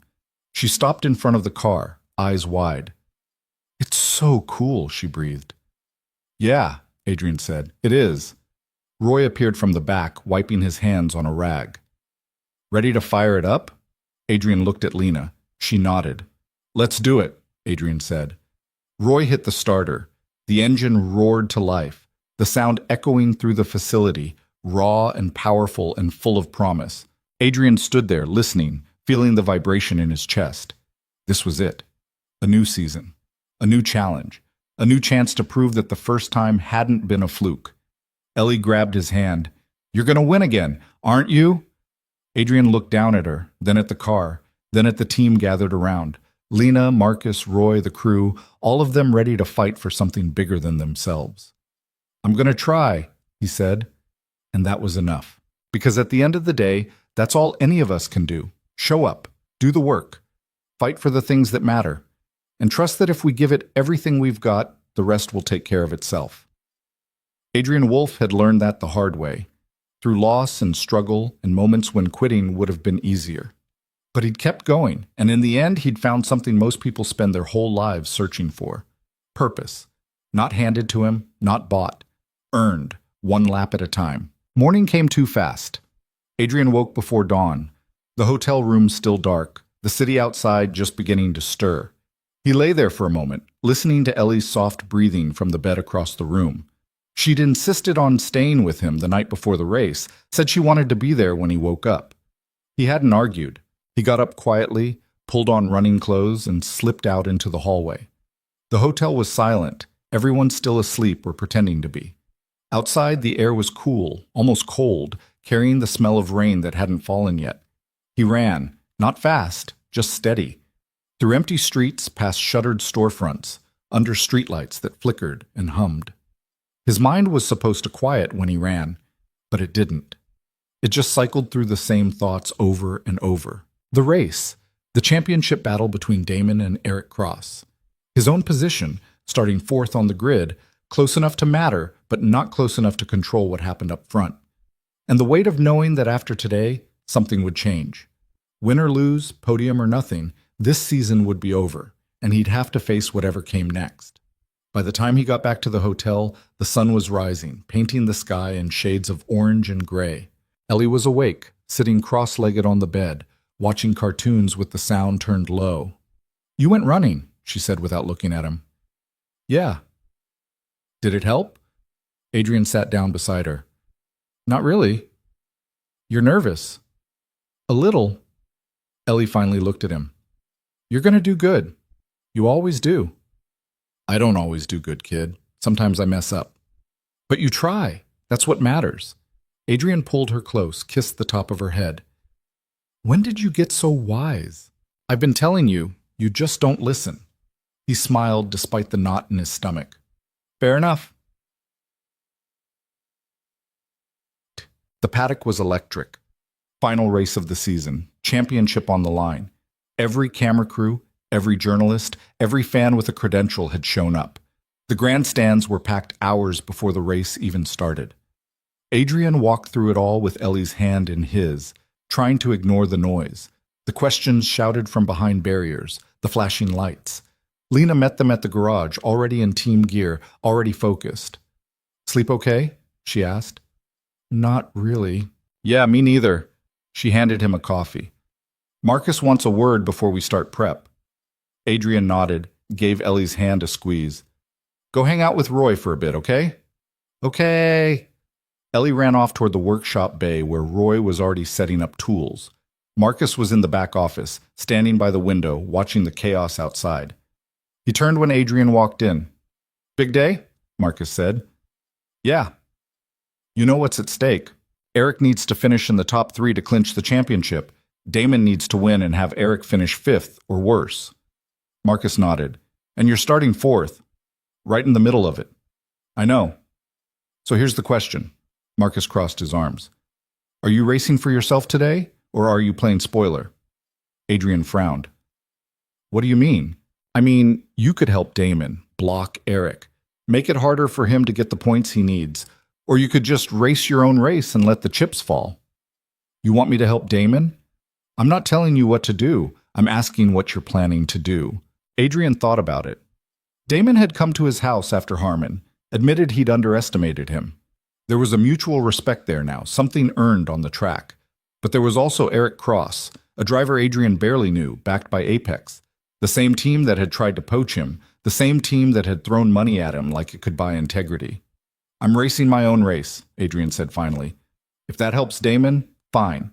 If it doesn't, that's not my problem." Marcus smiled. "Good answer."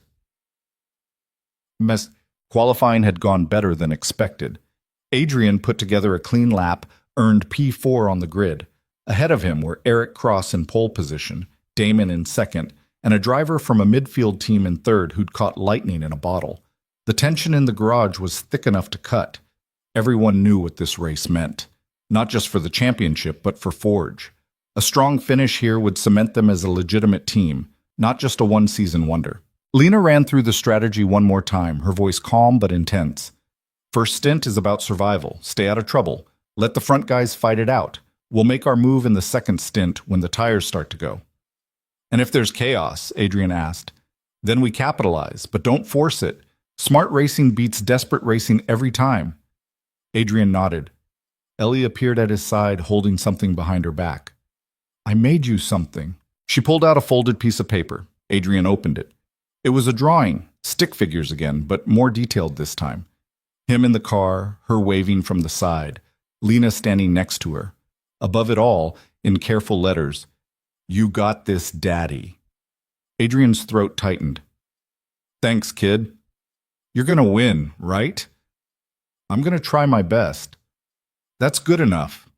He folded the drawing carefully, tucked it into his race suit pocket. Mount. The grid was chaos. Engines fired up one by one, the sound building into a wall of noise. Adrian sat in the cockpit, hands on the wheel, breathing slow and steady. The starter lights mounted above the track glowed red. 1, 2, 3, 4, 5. Then they went out.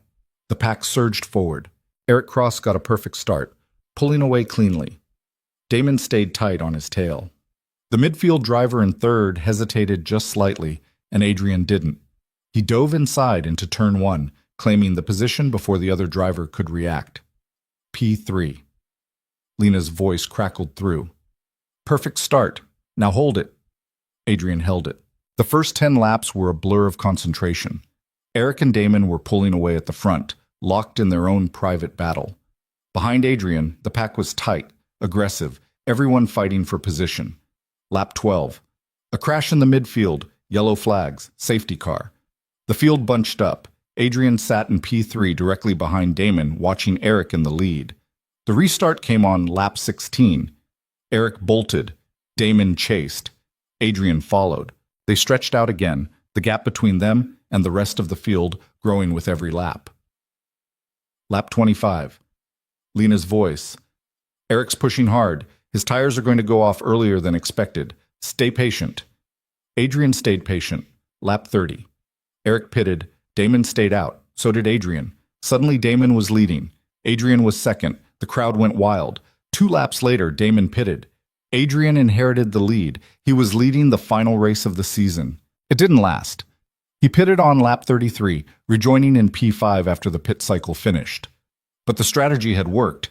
He was on fresh tires, and the cars ahead were on old ones. Lap 40. Adrian passed the car in P5, then P4, then P3. He was back on the podium with 15 laps to go.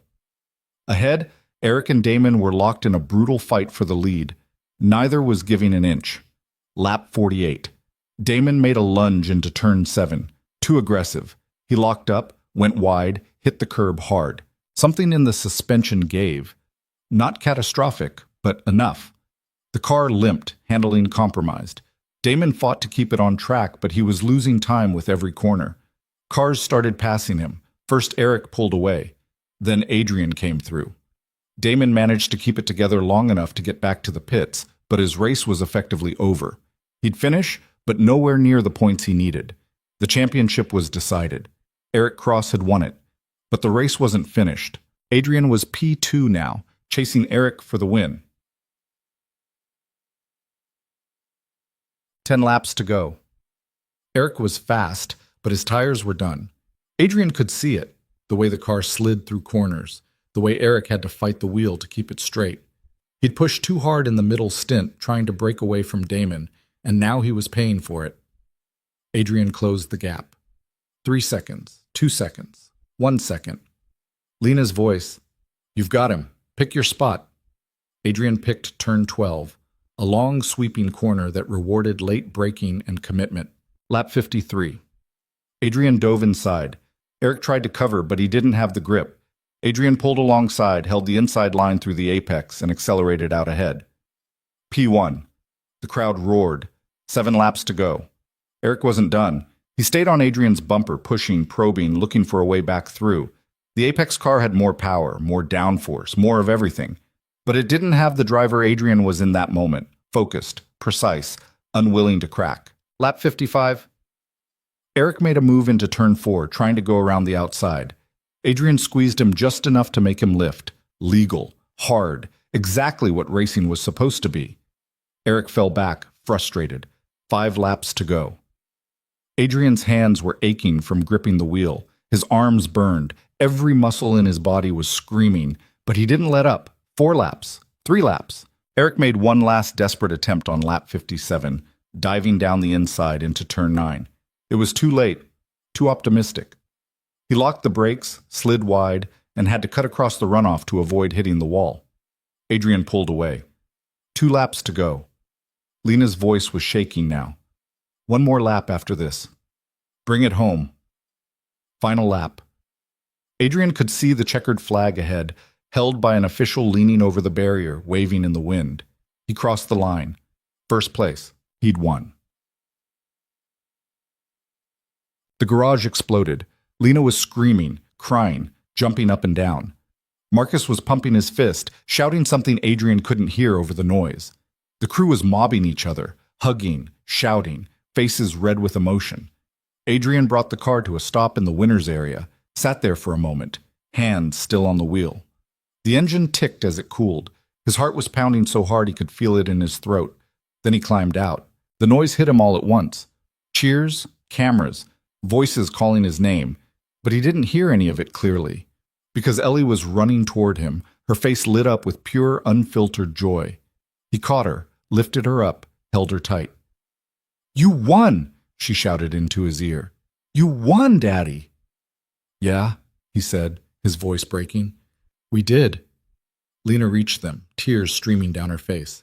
She didn't say anything, just pulled them both into a hug, holding on like she was afraid to let go. Marcus was there too, grinning wider than Adrian had ever seen. "Hell of a drive, Adrian, hell of a drive." "Thanks." "No, thank you. You just gave this team its first season-ending win. That's going to change everything." Adrian looked around, at the crew celebrating, at the car that had carried him to victory, at Lena and Ellie standing beside him, at the people who'd believed in him when he'd barely believed in himself. This was it. This was what mattered. Not the trophy they'd hand him in a few minutes, not the headlines that would run tomorrow, not the attention or the money or the offers that would come. This. The people who'd fought beside him, the moments that couldn't be bought or faked. Check. The podium ceremony was loud and chaotic. Eric Cross stood on the top step, championship trophy in hand, but his smile was forced. He'd won the title, but he'd lost the race, and everyone knew it. Adrian stood on the second step, champagne bottle in hand, spraying it over the crowd. Third step belonged to a driver from one of the European teams who'd had a quiet, consistent race and snuck onto the podium while everyone else was fighting. After the ceremony, after the mandatory interviews where Adrian gave his usual short, honest answers, after the photos and the autographs and the noise finally started to die down, Adrian found a quiet corner of the paddock. The sun was setting now, painting the sky in shades of deep red and purple. The grandstands were emptying. Crews were packing up. The season was over. Damon appeared beside him, walking with a slight limp from where he'd had to wrestle his damaged car back to the pits. "Hell of a race," Damon said. "You too. Sorry about the suspension." Damon shrugged. "That's racing. Push too hard. Something breaks. I knew the risk." He glanced at Adrian. "You earned that win. Fair and square." "Thanks." "You know what I realized today?" "What's that?" "I spent so much time trying to protect what I had, the wins, the reputation, the championship, that I forgot what it felt like to just race, to go out there and fight for it because I loved it, not because I needed it." Damon looked out at the track. "Watching you this season reminded me of that, so thanks." Adrian didn't know what to say. Damon stuck out his hand. Adrian shook it. "See you next season, Wolf," Damon said. "See you." Damon walked away, and Adrian stood there alone for a moment, letting the silence settle over him. Moix. That night, back at the hotel, Adrian sat on the balcony with Ellie curled up beside him, wrapped in a blanket, half asleep. The city lights spread out below them like stars fallen to earth. Lena joined them, carrying 2 beers. She handed one to Adrian, sat down on the other chair. "You did it," she said quietly. "We did it." Lena smiled. "Yeah, we did." She took a sip. "Marcus called. He wants to talk about next season. Bigger budget, better facilities. He's already got sponsors lining up. That fast?" "Winning does that." She looked at him. "You ready for what comes next?" Adrian looked at Ellie, then at Lena. "I think so. As long as we don't lose what we've got." "What's that?" "The part where we still care about the racing more than anything else." Lena raised her bottle. "I'll drink to that." They clinked bottles, the sound soft in the quiet night. After a while, Ellie stirred. "Daddy?" "Yeah, kid." "Are you happy?" The question hung there, simple and profound. Adrian thought about everything that had brought him to this moment. The years of struggling alone in his garage. The night his wife had left without explanation. The races he'd lost. The bills he couldn't pay. The moments when quitting would have been easier than continuing. And then he thought about this season. About Lena walking up to his car at Harmon and offering help when everyone else was laughing. About Marcus believing in him enough to build a team around him. About Ellie's drawings and Roy's quiet encouragement, and the crew that had worked themselves to exhaustion because they believed in something bigger than themselves. "Yeah," he said, his voice steady. "I am." "Good." Ellie snuggled closer. "You deserve to be happy." Adrian wrapped his arm around her, pulling her close, and realized something he'd been running from for 2 years. Happiness wasn't something you won. It wasn't a trophy you earned or a finish line you crossed. It was something you built, piece by piece, lap by lap, with the people who mattered. It was messy and imperfect and hard. It required showing up even when you didn't want to, trusting people even when you were scared, and believing that trying was enough even when winning wasn't guaranteed. He'd spent so long trying to prove he was good enough, to himself, to the world, to the ghost of a woman who'd walked away, that he'd forgotten the only person he needed to prove anything to was the little girl sleeping against his shoulder, and she already believed in him. 3 months later, the Forge Motorsport facility was buzzing with activity. The new season was approaching. The car was faster, sleeker, covered in sponsor logos that Marcus had negotiated. A second driver had been signed, a young woman named Sarah Kim who'd been tearing up the lower series, all raw talent and hunger. Adrian arrived early on the first day of testing, before the sun was fully up, before anyone else had gotten there. The workshop was quiet, the new car sitting in the bay like a promise waiting to be kept. He walked over to it, running his hand along the bodywork. It was beautiful, professional. Everything his first car hadn't been. But it was also just a car. Metal and carbon fiber and rubber. The thing that mattered was what you did with it. Footsteps echoed behind him. Lena appeared, carrying 2 cups of coffee. "You're early," she said. "Couldn't sleep." "Nervous?" "Excited." She handed him a cup. "Good. That's the right answer." They stood there in comfortable silence, looking at the car. "You know what the difference is this year?" Lena asked. "What's that?" "Last year, you were trying to prove you belonged. This year, everyone already knows you do. The question now is how far you can go." Adrian thought about that. "And what do you think?" "I think you're just getting started."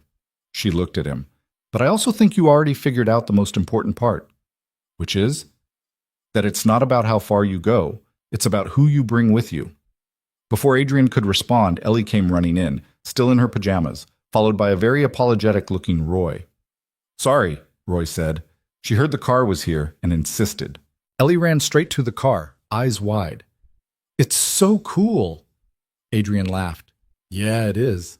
She looked up at him. "Are you going to win the championship this year?" "I'm going to try." That's all you need to do.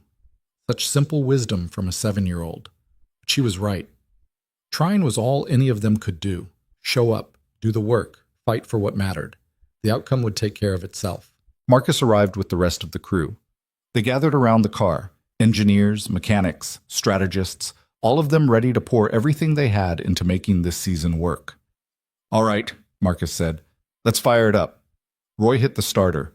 The engine roared to life, the sound echoing through the facility, powerful and raw and full of possibility.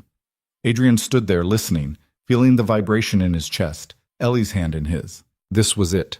A new season, a new challenge, another chance to prove that the first time hadn't been luck. But even if they failed, even if the car broke down or the competition was too strong or the brakes didn't go their way, Adrian knew something now that he hadn't known at the start of last season. He'd already won the thing that mattered most. Not a race, not a trophy, but something deeper. He'd found his way back to the person he was supposed to be. The father who showed up. The driver who raced with heart. The man who understood that success wasn't measured in podiums or paychecks, but in the moments you created with the people you loved. That was the real victory, and nobody could take it away from him. Lena caught his eye across the workshop and smiled. He smiled back. Then he turned to Ellie. You ready to watch me race this year? Every single time, she said. Good, because I'm going to need you there. I know, I'm your good luck charm. Yeah, Adrian said, squeezing her hand. You are. And standing there in that workshop, surrounded by people who believed in him, listening to the engine that would carry him through the season ahead, Adrian Wolf understood something fundamental about life. You don't need to be perfect. You don't need to have all the answers. You don't need to prove yourself to everyone. You just need to show up, keep trying, hold on to the people who matter, and trust that if you give it everything you've got, you'll find your way. One lap at a time. That was the lesson. That was the truth. And it was enough.